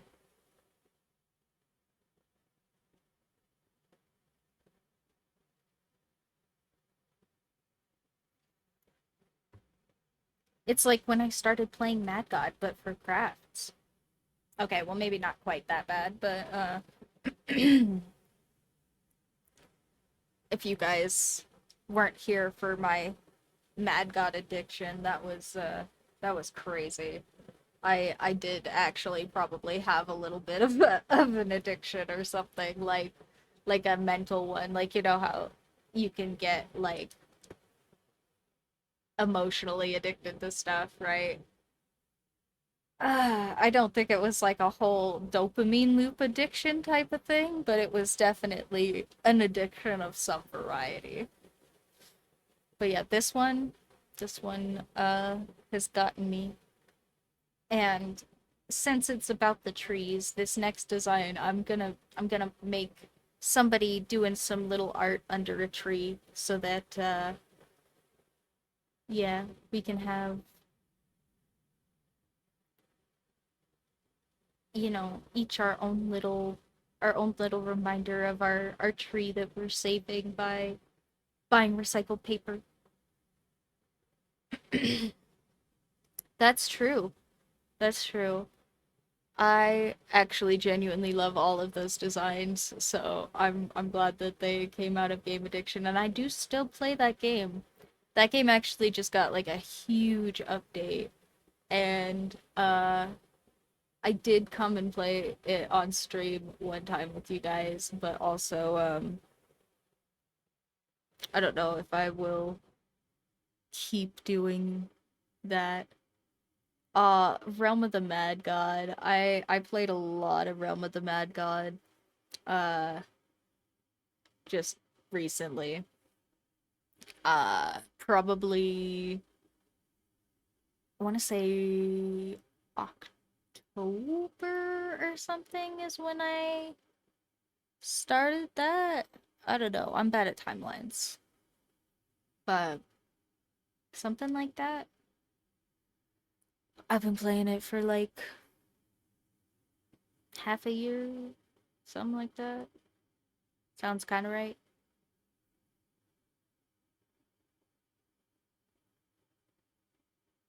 Oh, it's just like it's an older MMO. It's like a roguelite and it's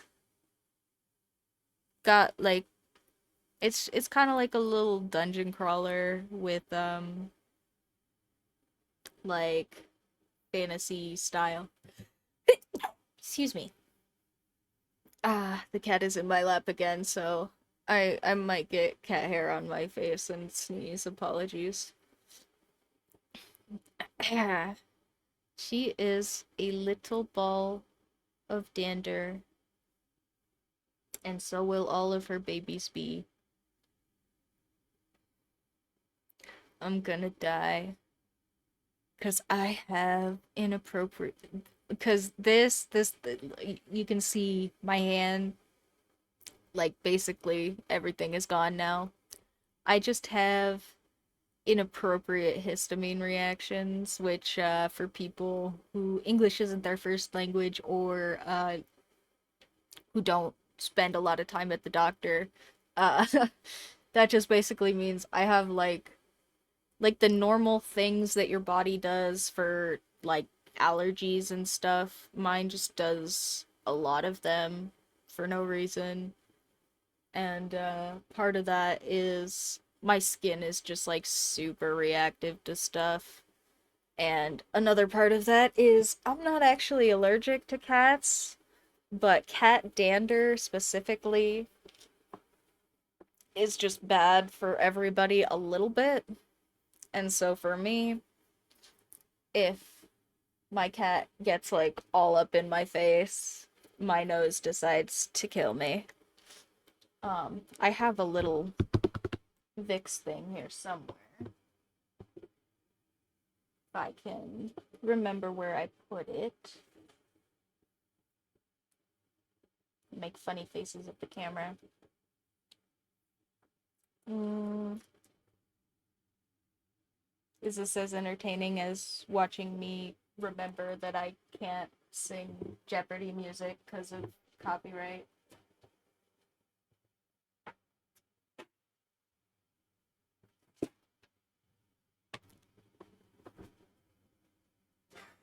Aha.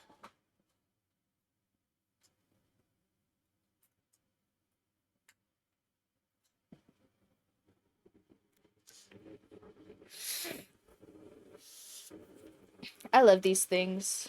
They're not even like medicated, they're just like little cotton swabs with like Vicks smelly stuff on it. And then you just breathe in like a little bit of like the Vicks aroma air, like you would do if you were gonna go into a place that smells bad. It's super good and nice for like your nose. Apparently, it supposedly dries you out, but I'm so dried out anyway. I don't know how I can be sneezy anyway. So, like, I have to drink a lot of water. I'm not always good at drinking a lot of water, but I should drink a lot of water. All right, I think I'm gonna do like a tree. Like maybe this one will be like top design, you know, and then we can have like a spot for people to put writing or whatever on the cover if you want.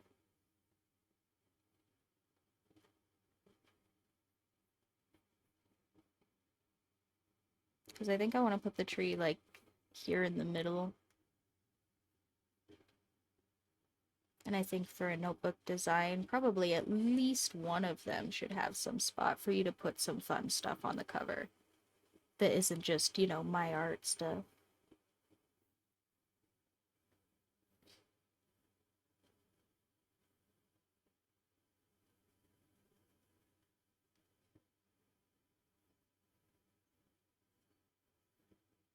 And I think I want the tree to be like here.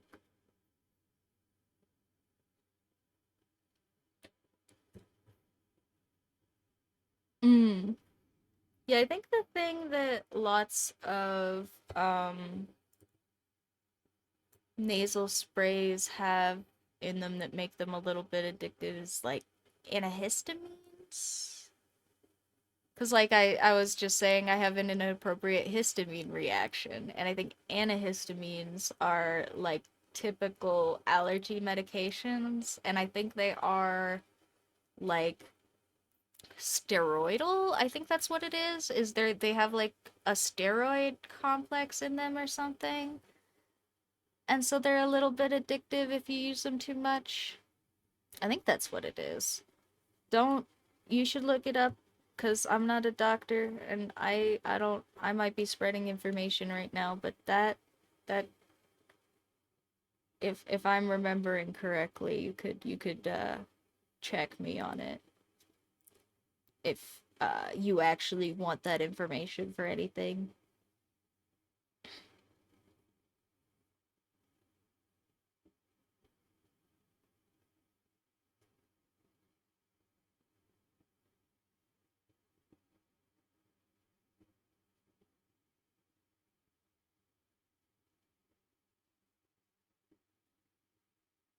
Yeah.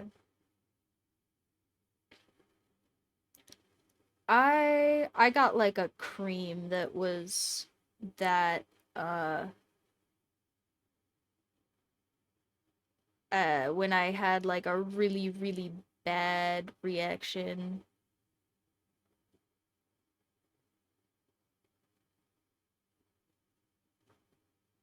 Nope, not a doctor. Just a bachelor. Bachelor of science. I am a scientist, but not a whole doctor.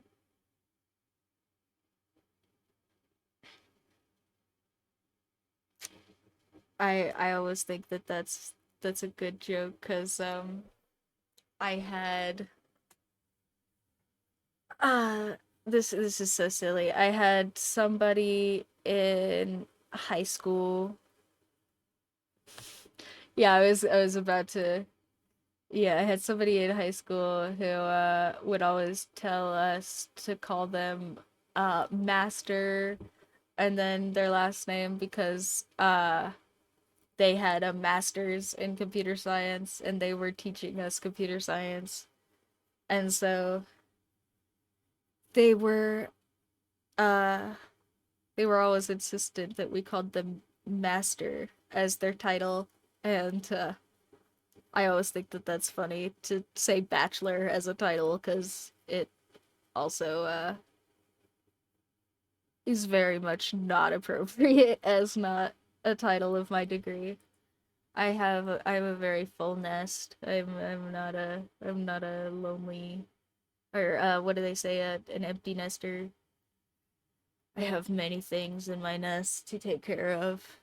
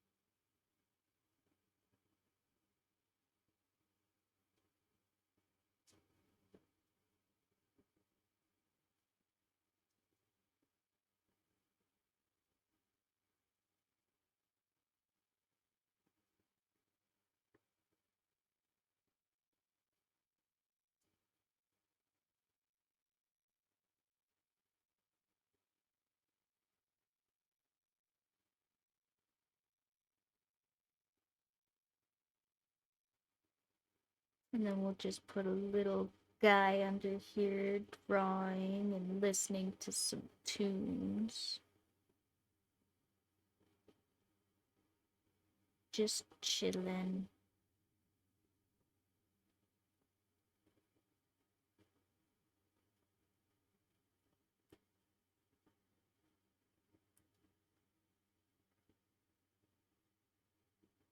Yeah, it was a little bit weird for him to insist on it, but also it was very clear that it was intended as like a humorous thing and not like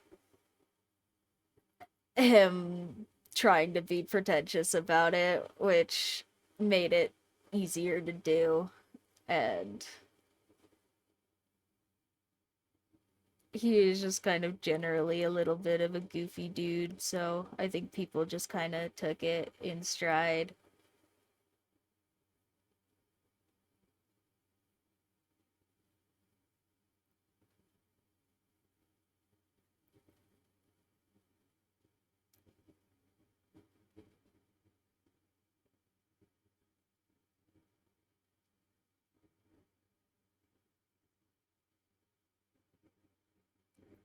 He was also like not that far off from our own age, so I think part of it was like him just trying to be goofy about it, but also like make a distinction that he was in fact the teacher of the class and we had to, you know, pay attention to him and stuff. But just in a way that was like kind of corny.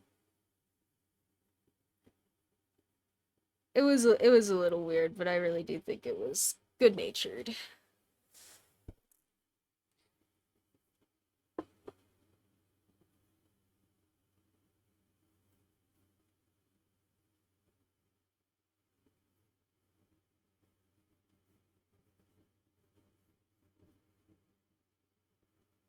And then maybe we'll have like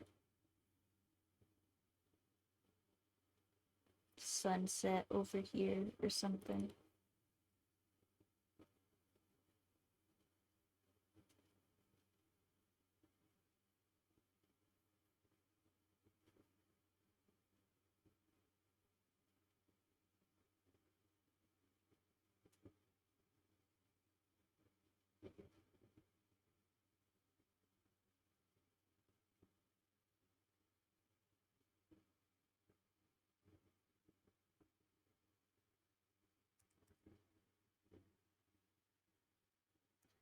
Oh, I didn't even tell you guys my idea for coloring these designs. Okay, well, we we maybe will do a couple design days uh depending on whether or not I decide to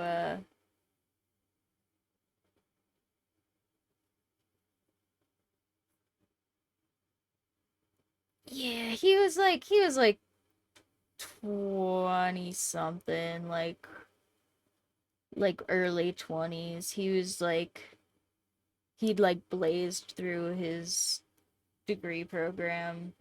So he was like pretty young, and people, I think, kind of poked at him a little bit for being so young. So I think that was probably where it came from, and less like, you whippersnappers gotta call me by my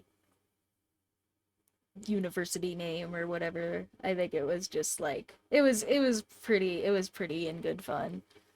Um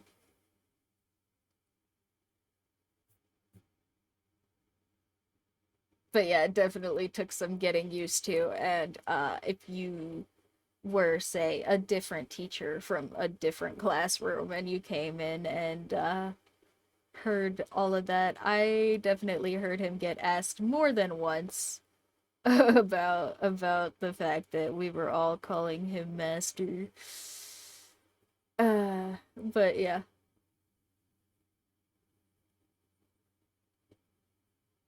He got asked about it. Nobody cared enough to say anything, so I'm sure it was fine. Probably. I have no idea. I mean, people do weird crap, man. I think he was just trying to be funny. It was certainly a little bit weird though. But also, I'm not telling you guys you gotta call me bachelor. I'm just gonna do it for myself. Cause I think it's funny. Cause I'm just not.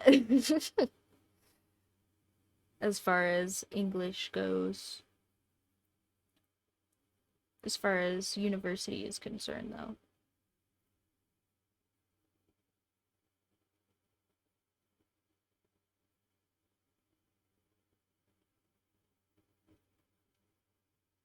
Yeah, exactly.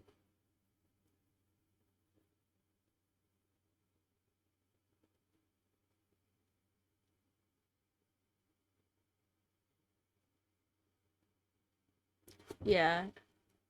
My high school was like all the teachers were either like, because I went to a really nice high school, um and my teachers were all either like retired, like professors from universities, or like higher fields, or they were like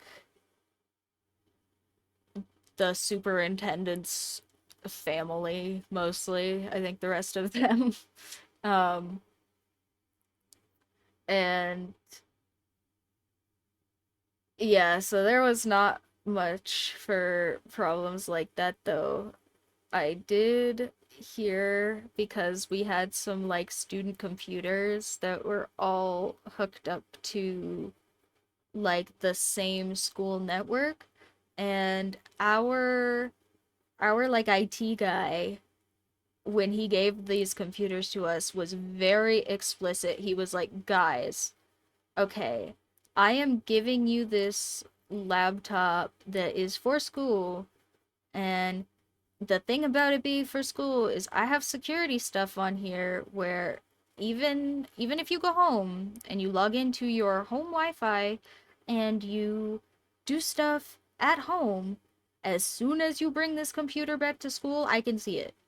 So just like know that when you do stuff on this computer."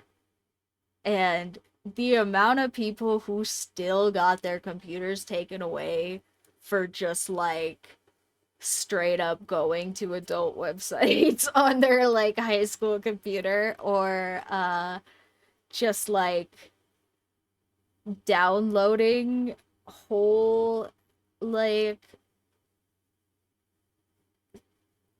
just random software that was not cool. Or yeah, there were so many people that still got their laptops taken away anyway, even after he was like, guys, like, also he said that to us, I'm sure, because there were very few reasons for us to actually need to bring that laptop to the school. I'm sure he said that because he expected that if you were gonna do anything like that, you just wouldn't bring it back. Like, there, like, or you would be very careful the one or two times you had to bring it back, you know? Like, he was really clear with us what the deal was, and there were still so many people that got those laptops taken away. It was actually crazy. Um, yeah. Uh, or somebody got their laptop taken away, not even for something that they did, but something their parents did on that laptop that was like their parents put like a USB, or no, it wasn't the laptop. It was they had to call the parents in because their parents gave this kid a USB that had like other crap on it, and so as soon as this kid brought in his presentation on this USB, like everything on the USB was on the network. And yeah, it was interesting. Yeah. Um that was a homemade issue, if I remember correctly. Unfortunately for those parents. Ugh. Well, what do you think of our little sustainable tree notebook? I think he's so cute. I like that there's a little space for you guys to like put "Hi, my name is" or whatever the freak you want in here. Maybe I could put like some little line or something.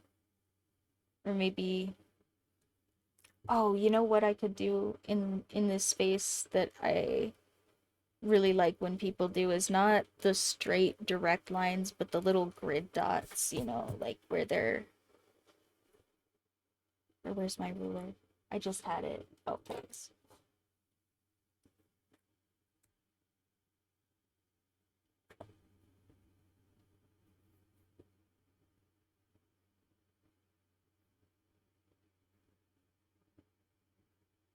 And just make like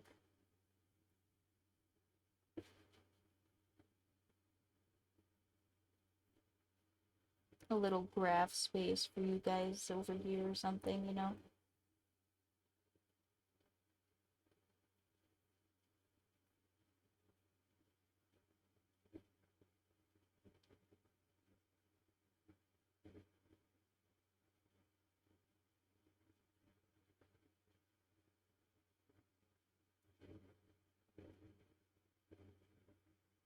Ta-da!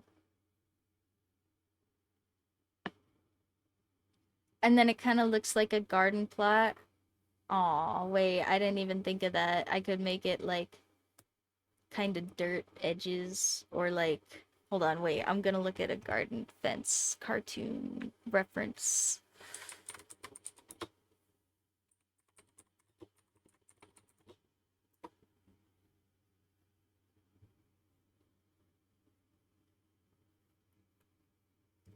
Yeah, what if I just put little like round planks?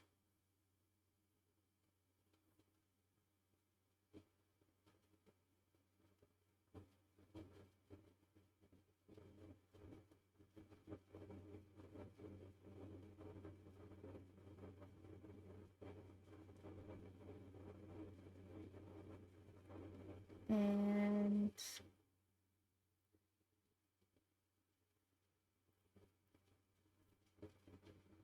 And look, now we have a garden for all your ideas. Oh my god, it's so cute.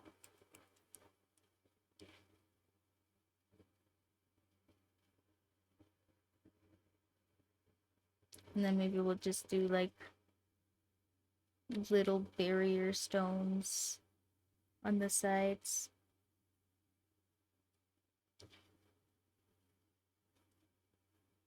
Since there's less space.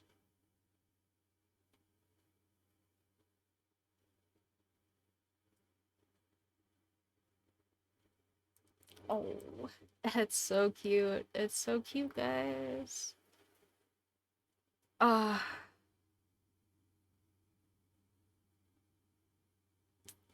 I I don't know if I'm gonna be able to erase that one as carefully without my needed eraser. I wish I knew where I put that thing.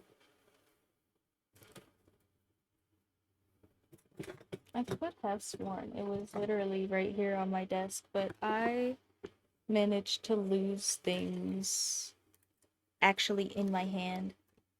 Huh, it kind of does look like a cookie.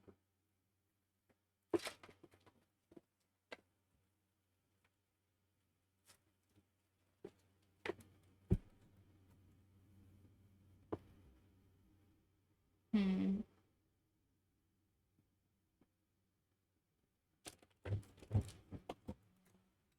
Yeah, I don't know.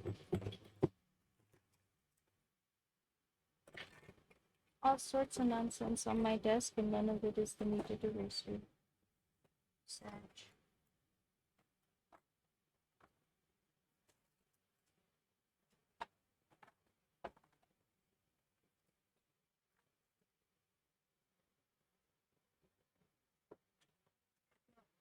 Oh, wait, I found it. It's hiding under one of my half-done projects that is gonna probably stay half done because I'm gonna do. Oh, it's gonna stay half done because I just realized I'm gonna be able to, or I guess maybe part of it can stay half done and become something else, and then part of it I just realized I can probably print the part that I wasn't sure how to make out of cardboard. I am going to guys, I'm gonna get such a crafts upgrade. It's crazy.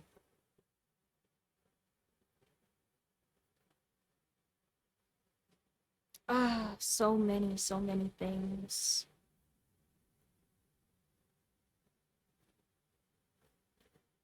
Especially because I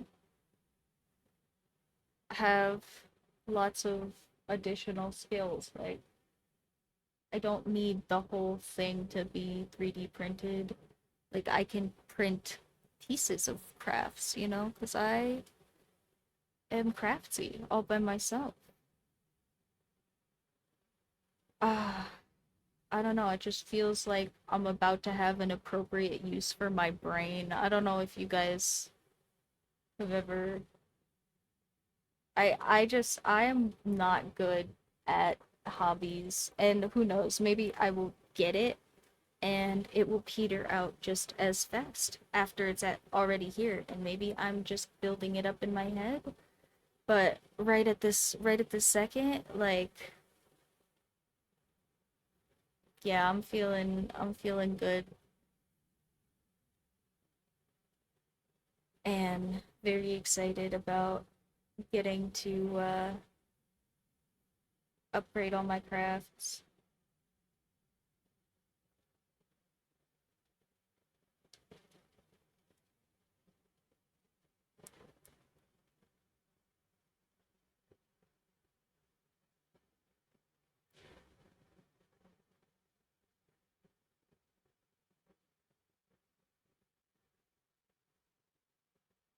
Yeah, I I'm kind of thinking like especially here in the US, there are so many things that are just like nonsense, little plastic like machined things that I just have to buy living here in the US um to exist and do my arts and crafts the way I want to, you know. And maybe I just don't have to anymore. Maybe I could just also more recycling. I know um that this would be something where I would have to do a lot of research and probably set up like outside for gas reasons and stuff like that. But I did also see uh talking about sustainability projects like this one, somebody who was breaking down like very specific plastics that they had around their house that were recyclable into new filaments for their printer. And obviously, I will have to do some extra research on that. If you happen to have information on that, uh you are very encouraged to send that my way. I would really appreciate if that was a specific kind of question that somebody had an answer for, I would definitely take it, cuz I have seen people do this, but I don't have a lot of information on how it actually works. But I have seen people do this with what look like relatively inexpensive materials, and I know people with 3D printers are typically really good at uh, making complicated things look easy and cheap, and so who knows.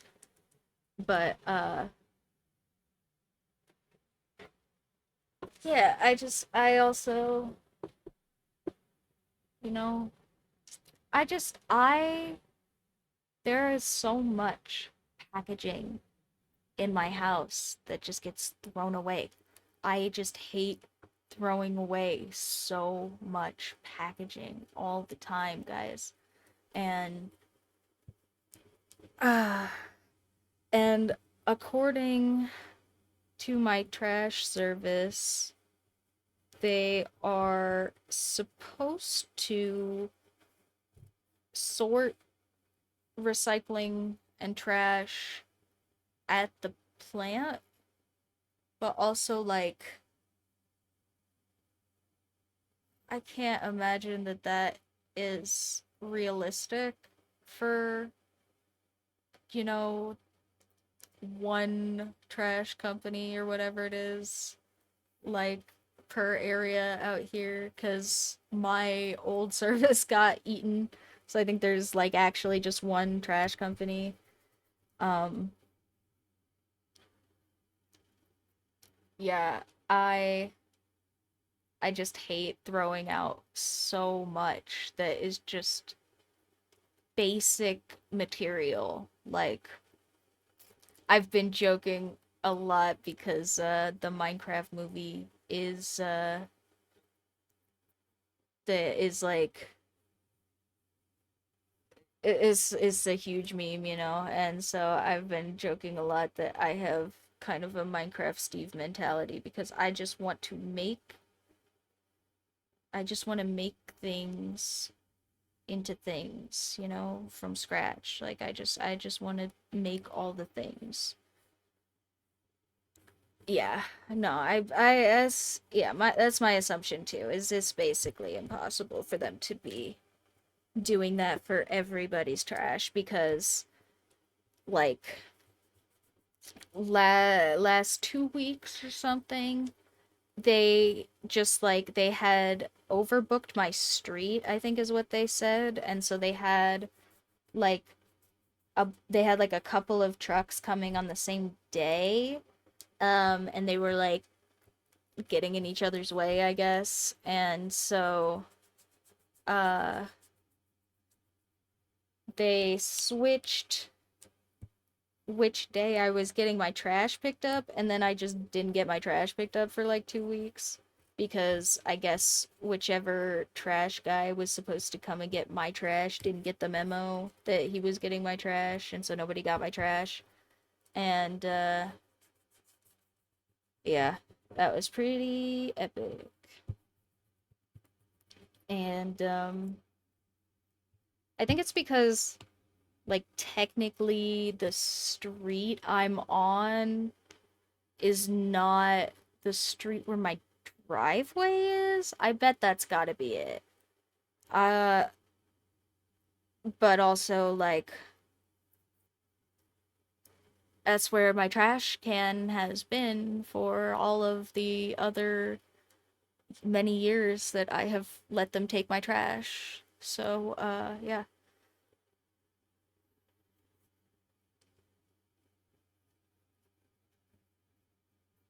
Yeah, exactly. That's kind of my thought too.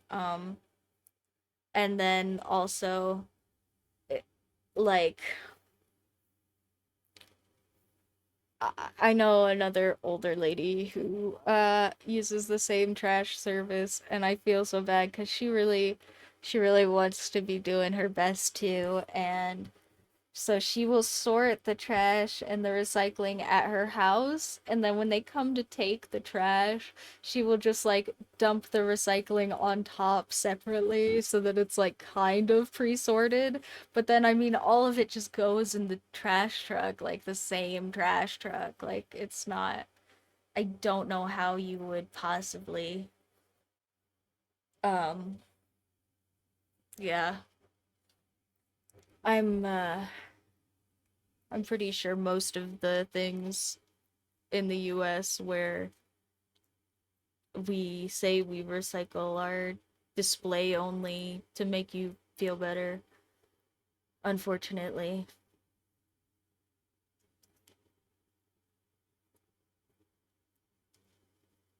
But not here, not with me. I am officially recycling all by myself, hopefully. I'm so excited, guys.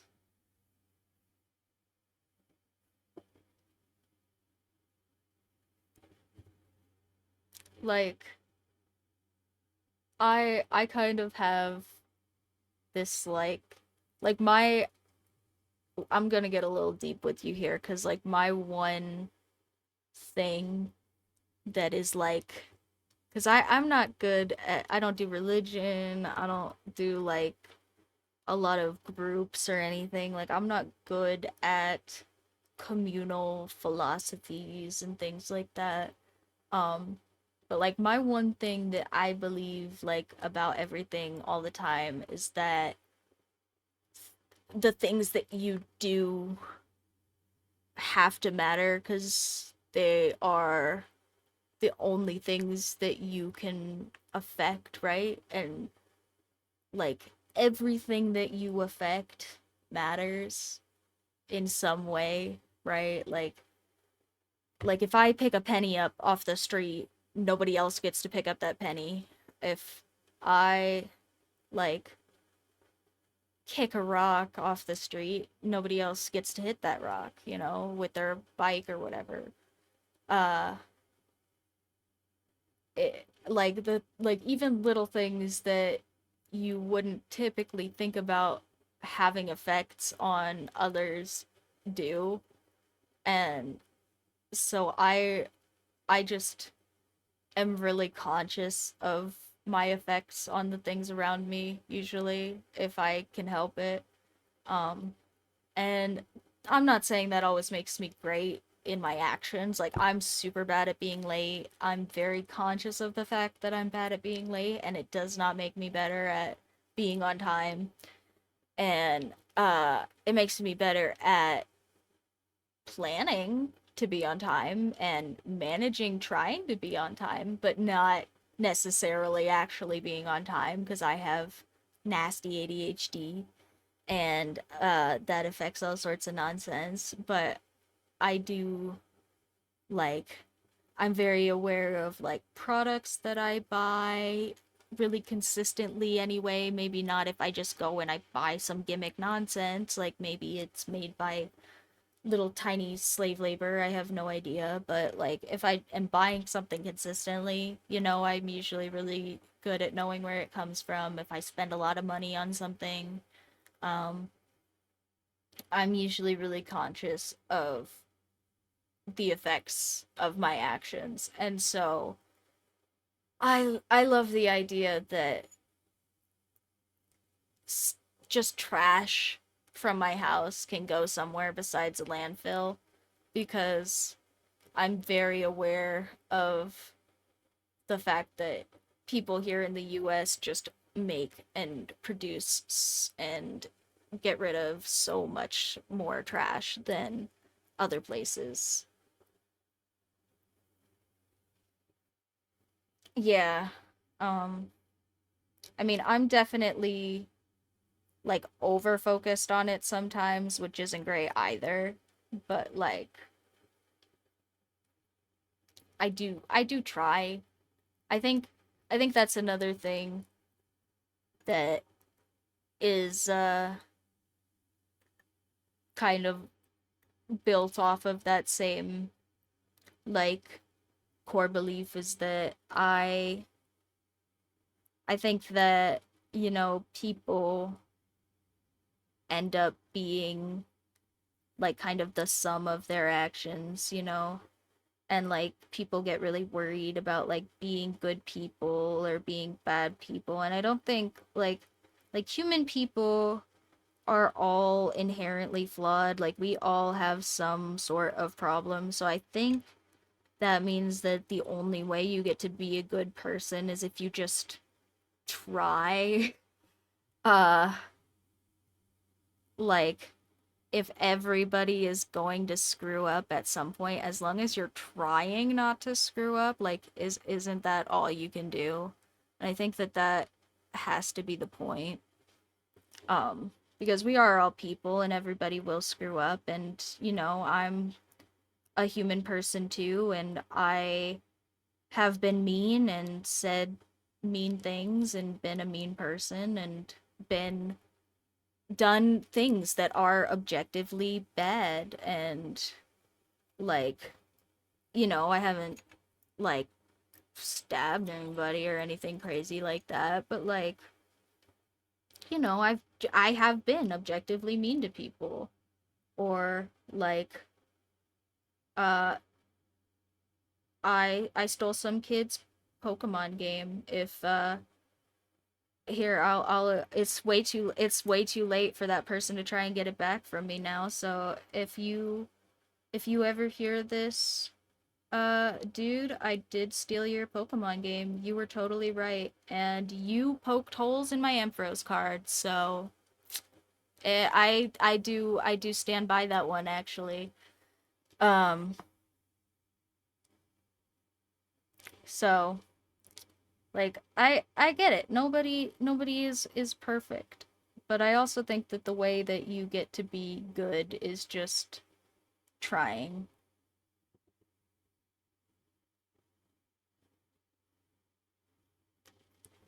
And I think that when you don't try, when you decide that things or power or yourself are more important than trying to be a good person, that's when you stop being one. So I think as long as you are making a genuine effort to do the things that you think are good, that's when you're a good person.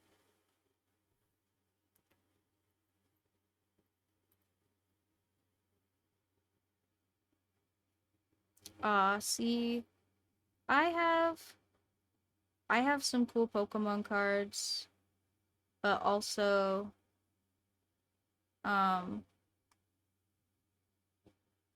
they are very expensive to begin with, and there has been like a huge Pokemon card scalper issue thing recently. I don't know if you guys even know about this because usually we're talking about cats and stuff, but yeah, Like even just at like our toy stores and stuff, it's like impossible to get cards ever. It's crazy.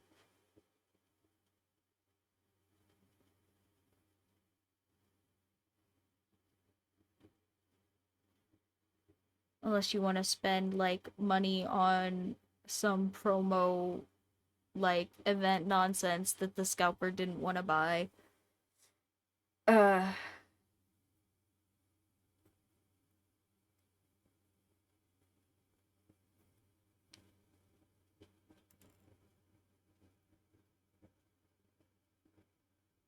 so I have some, but the amount that I have is not really enough to actually play with, and I do not want to spend enough money to outbid some scalpers on trading cards. It's just not worth it. I do have a million bajillion, actually, what was it like? I have like something like almost 4,000 Magic the Gathering cards. Um, cuz I bought something like 5,000 sleeves and had like 1,000 of them left when I was done sleeving all my cards.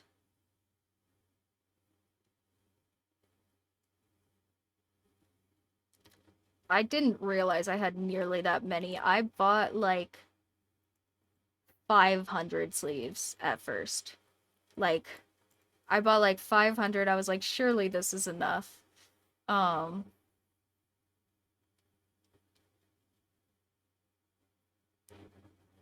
yeah. I had heard that from my other friend who likes Pokemon cards. And just from people who like Pokemon cards in general, that that's uh a good way to get them cheaper. And if I had specific cards or something I wanted, I would totally buy just like random online lots of them or something. But I don't feel like I need to buy a bunch of trading cards. I get my fix from Pokemon Trading Card Pocket, if you guys have heard of that one. It's a mobile game and it's just like Magic the Gathering Arena version. Like it's like an online card version of Pokemon trading cards. And they don't make me spend money to open booster packs. They just make me wait. So I have plenty of time. I will give them time. And they can give me digital cards to play with instead, and I'm okay with that.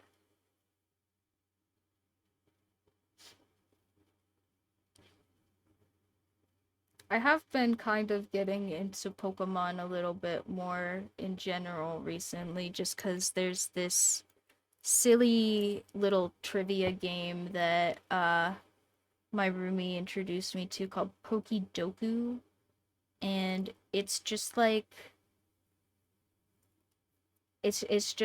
Pokemon trivia in like a grid. Like it has, like a region or a type or some sort of specification across the top and across the side. Yeah, I probably have something like that. I've been playing it since it came out, so but I also stopped collecting all of my cards consistently for a little bit, so it's probably somewhere around there. I don't know exactly how many I have though. Um it's probably not quite that many, but yeah. Uh it's just like a goofy little trivia game, and it's called Pokidoku, and it has uh, anything where okay, I claimed to hate being evaluated earlier, but that's not true. I hate things that feel like evaluations because I actually love being evaluated. And if you make things like a quiz, like a goofy little game where I get points for being right, or like, type racer type stuff, or like, where in the world is Carmen Sandiego? That is ADHD crack for me, and will I will try really hard every single time. And so I have even kind of tried to like start remembering which regions and stuff things are from because of this goofy little trivia game. Uh Mostly because I want to beat my roommate at it, and I am very competitive, and I like being evaluated, and I want him to go, "Wow, you beat me! You know all the Pokemon," uh, or something. I don't know. I want head pats and attaboys.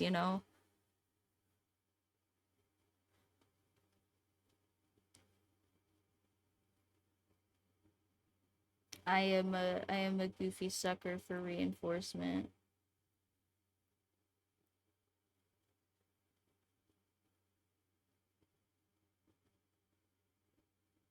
Attaboys, like like attaboy. There you go. Like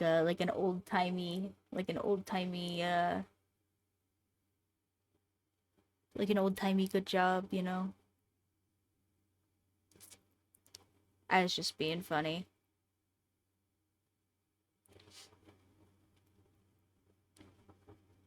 Yeah, exactly. Exactly.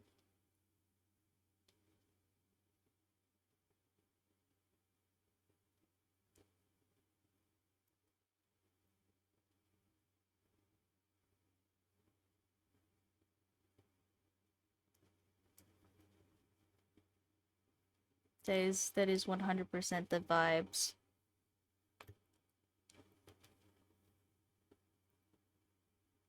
I love that I can also just like accidentally be teaching you guys random US slang.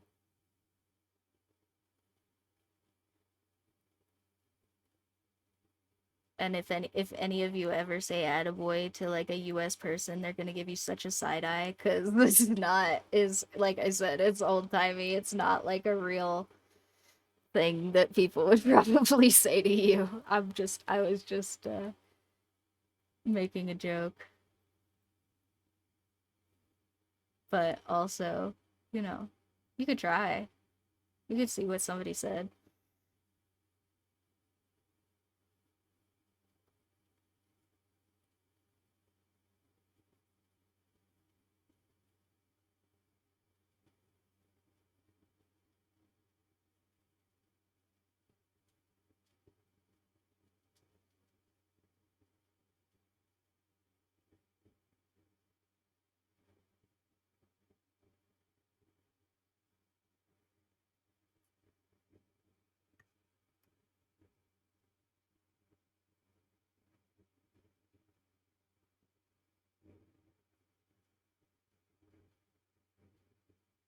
Sorry, I'm doing tiny little details, so I got kind of quiet for a second.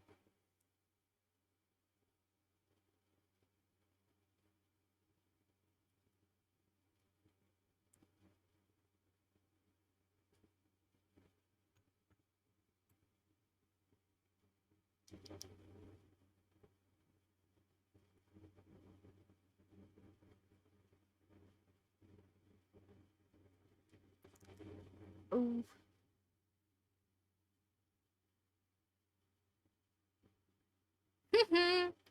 Well, let's see. Do I know any British slang? Probably all the British slang I know are curse words, so they're the most fun ones, I think. I don't know. British curse words are pretty fun, but I probably shouldn't, because they are in fact all curse words, I think. like kind of nasty ones. I think all of them I know are kind of nasty curse words. Uh, from television, television.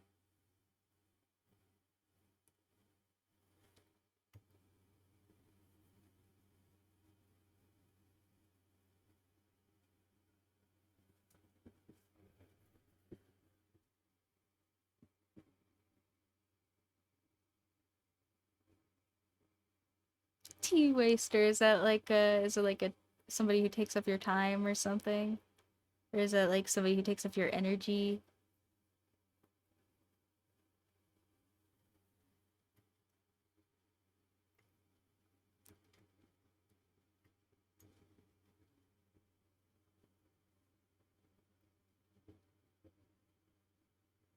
Or oh, is it just slang for US people? Cause of cause of tea? Cause of tea day? Oh, okay, fair enough.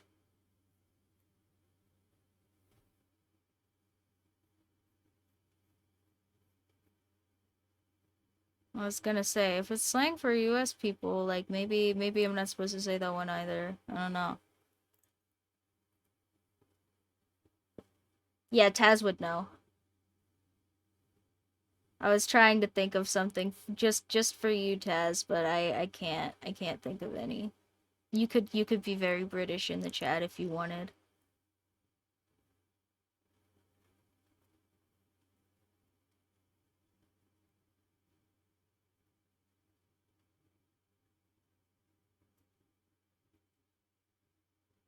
Oh, I know stuff it.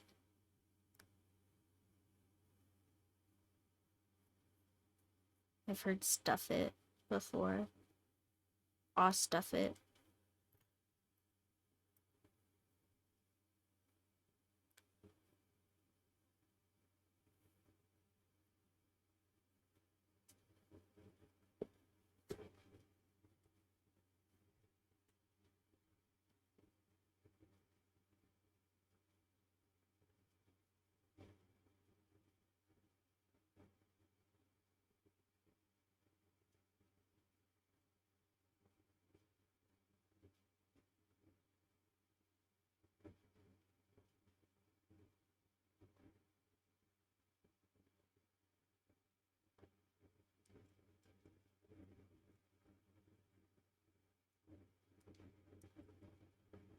Oh, I know in Japanese if people offer you a mint, they're telling you your breath smells bad.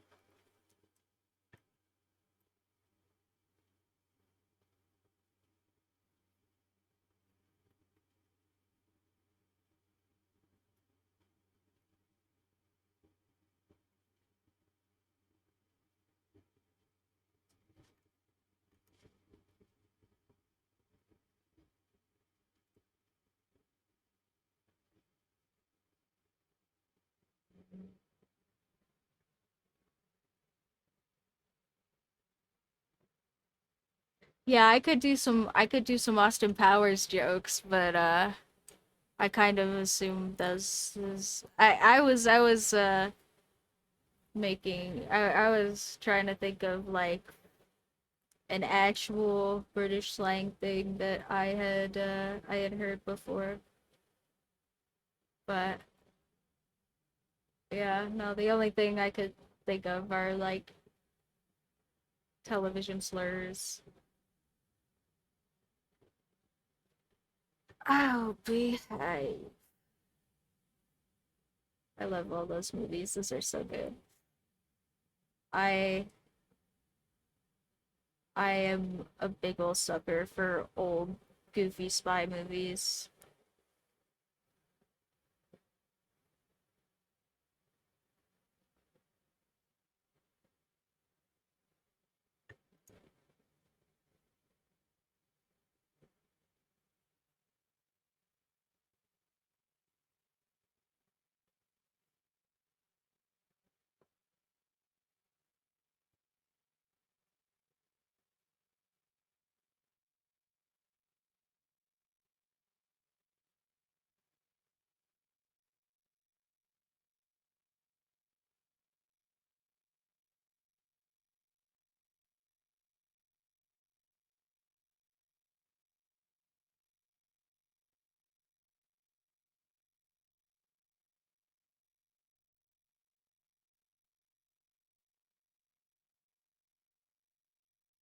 Oh, it's so nice.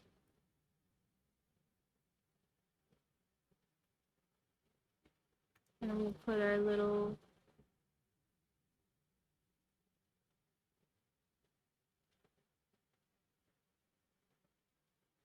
brown bread. Oh, I like that one. I don't know. I don't know why that hits me in the bones some kind of way.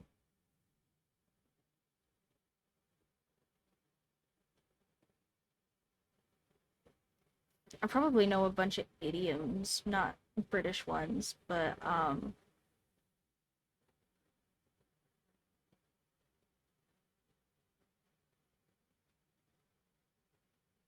ooh, is there a not slur way to say that?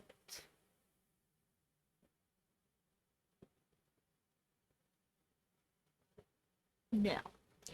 Uh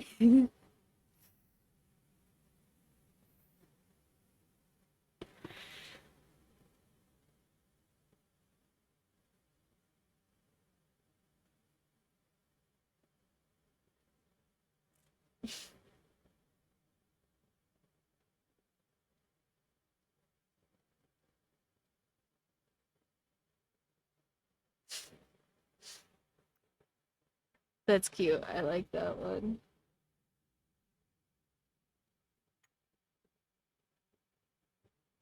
Inadvertently, yeah.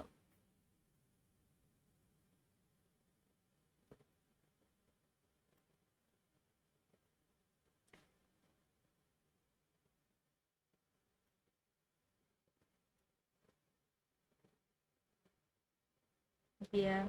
Well, I said I was gonna think of some idioms, so now of course I can't think of any.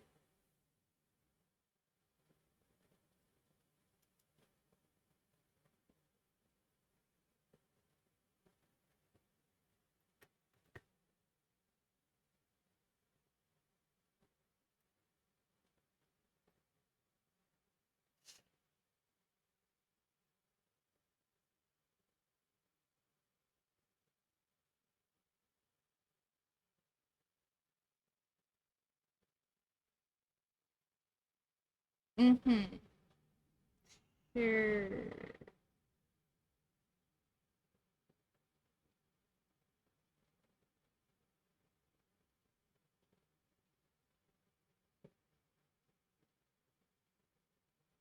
I don't know this meme. Is this a meme? I'm very meme illiterate, guys. If you want to confuse me really quickly, say like a popular meme that my roommate has not exposed me to. I get all my meme culture through my roommates, and like my roommates are always so surprised because the internet knows I'm not a memer, and it just stays away from me with that now.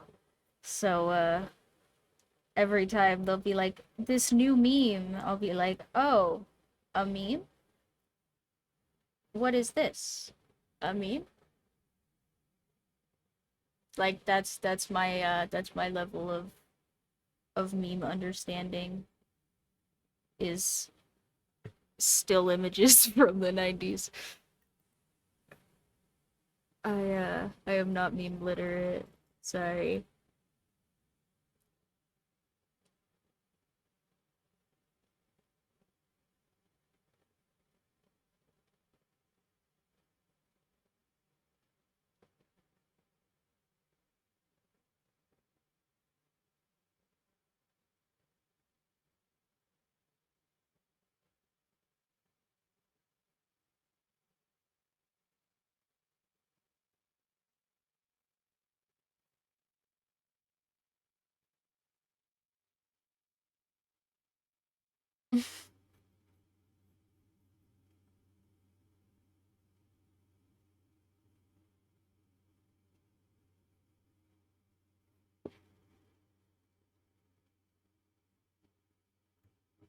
Mm.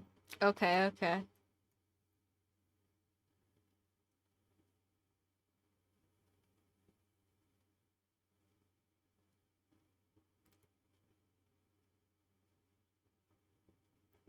All right, I promise to laugh next time.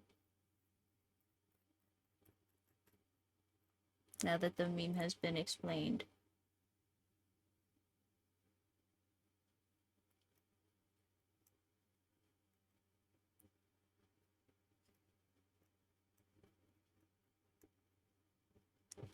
Oh, or if you want to pre-expose me to your memes, you could also put that stuff in the subreddit. Honestly, you guys fill the subreddit with whatever you want. That is my apology space for not having a Discord for you guys, cause I'm on there like on my phone and stuff a good deal of the time. And so if you put stuff there, I'll probably see it. And yeah, it's just there. I don't really have a lot of big announcements or anything that I wouldn't tell you guys just like here. So yeah, if you guys want to just put memes or something, pre-expose me.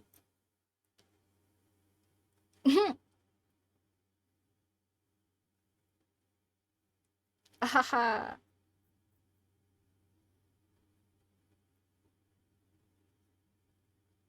Sorry, I hope that was adequate. I wasn't expecting to be tested so soon.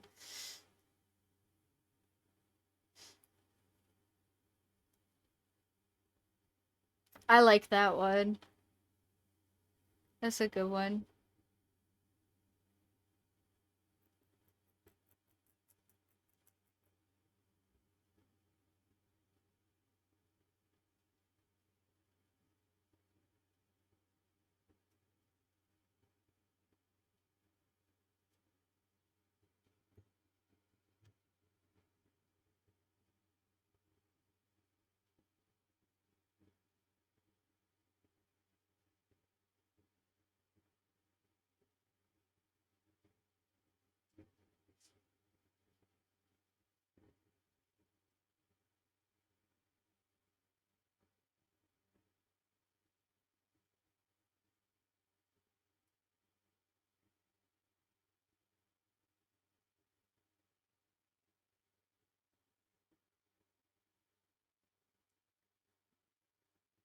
Uh, I think it's I think it's like things that are like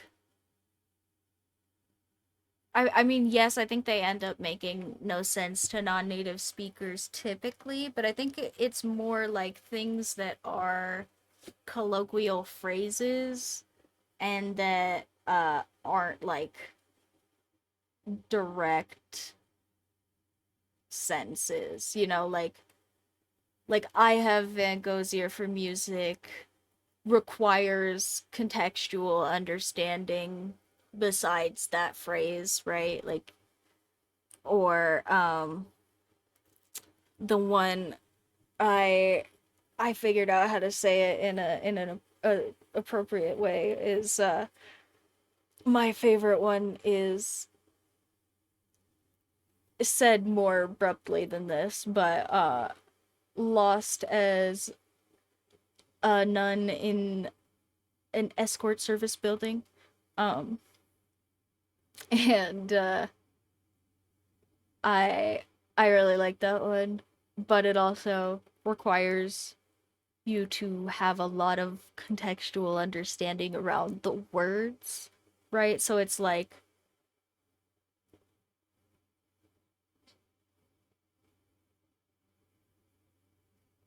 yeah, yeah. So it's like things that like the words themselves aren't necessarily like directly literal, and so the phrase would be hard for foreigners to understand, but then it is a colloquial phrase, so native speakers typically get it. uh I think is the idea. So it's not necessarily that they don't inherently make sense to non-native speakers, but just that like it's harder to understand them as a non-native speaker technically because it requires not only for you to understand the sentence itself but to understand like the context of the words because it's also kind of like a joke usually. Um,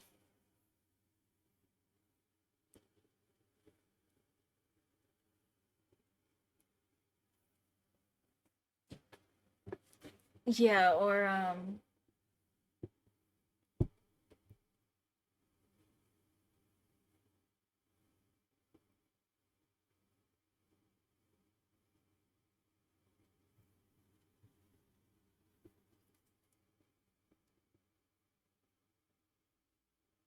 I can't remember how it goes, but there's a Japanese one about salmon swimming upstream because uh salmon will swim like against the current and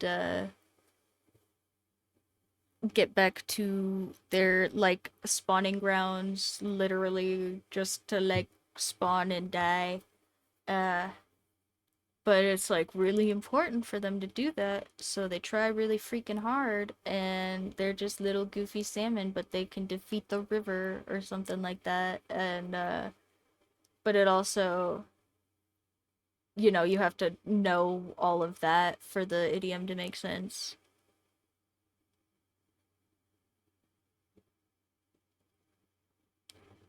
Oh, okay.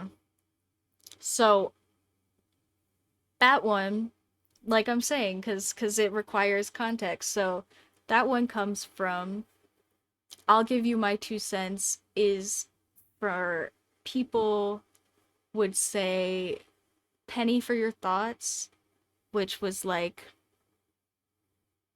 um like your thoughts are worth something, right? Like it was like saying I value your ideas, like what are they, you know? Um and so people would respond my 2 cents, uh like not just a penny but 2 cents, if you were like being emphatic. So to give someone your 2 cents is to like give someone your value ideas. Yeah. Yeah, kind of. But giving someone their 2 cents is like you're giving your, yeah. It's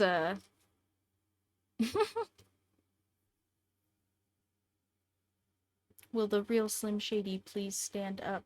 He goes back inside.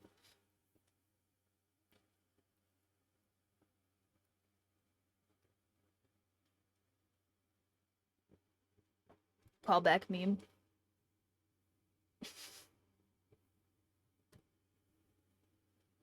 Oh, this I think is a really good idea, and I really like that we did these two designs, but I think that might be all we do today because they came out really nice, and I want to go check on my cats and hopefully fix this part so that it is fixed when the rest of my parts get here. I'm so excited. Thank you so much. I think they're super cute too, and hopefully next week we have some cute little prototypes or something. Yeah, I know lots of you people are over in other weird time zones where you're up too late anyway, so everybody go to sleep. I'm gonna get off. Thank you so much for being here. I appreciate the heck out of you. If you missed something, you want to check me out on YouTube, all that crap is in the card, as per always. Thank you so much to everybody who wants to invest in my stickers.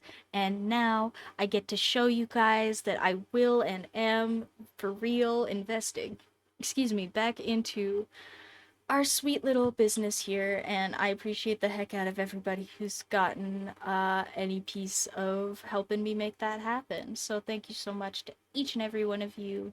Have a lovely week. Secure your gas mask before you help anybody with theirs, because there's a reason they say it on the airplane.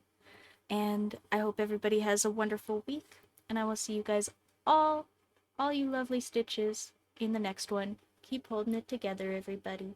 Bye.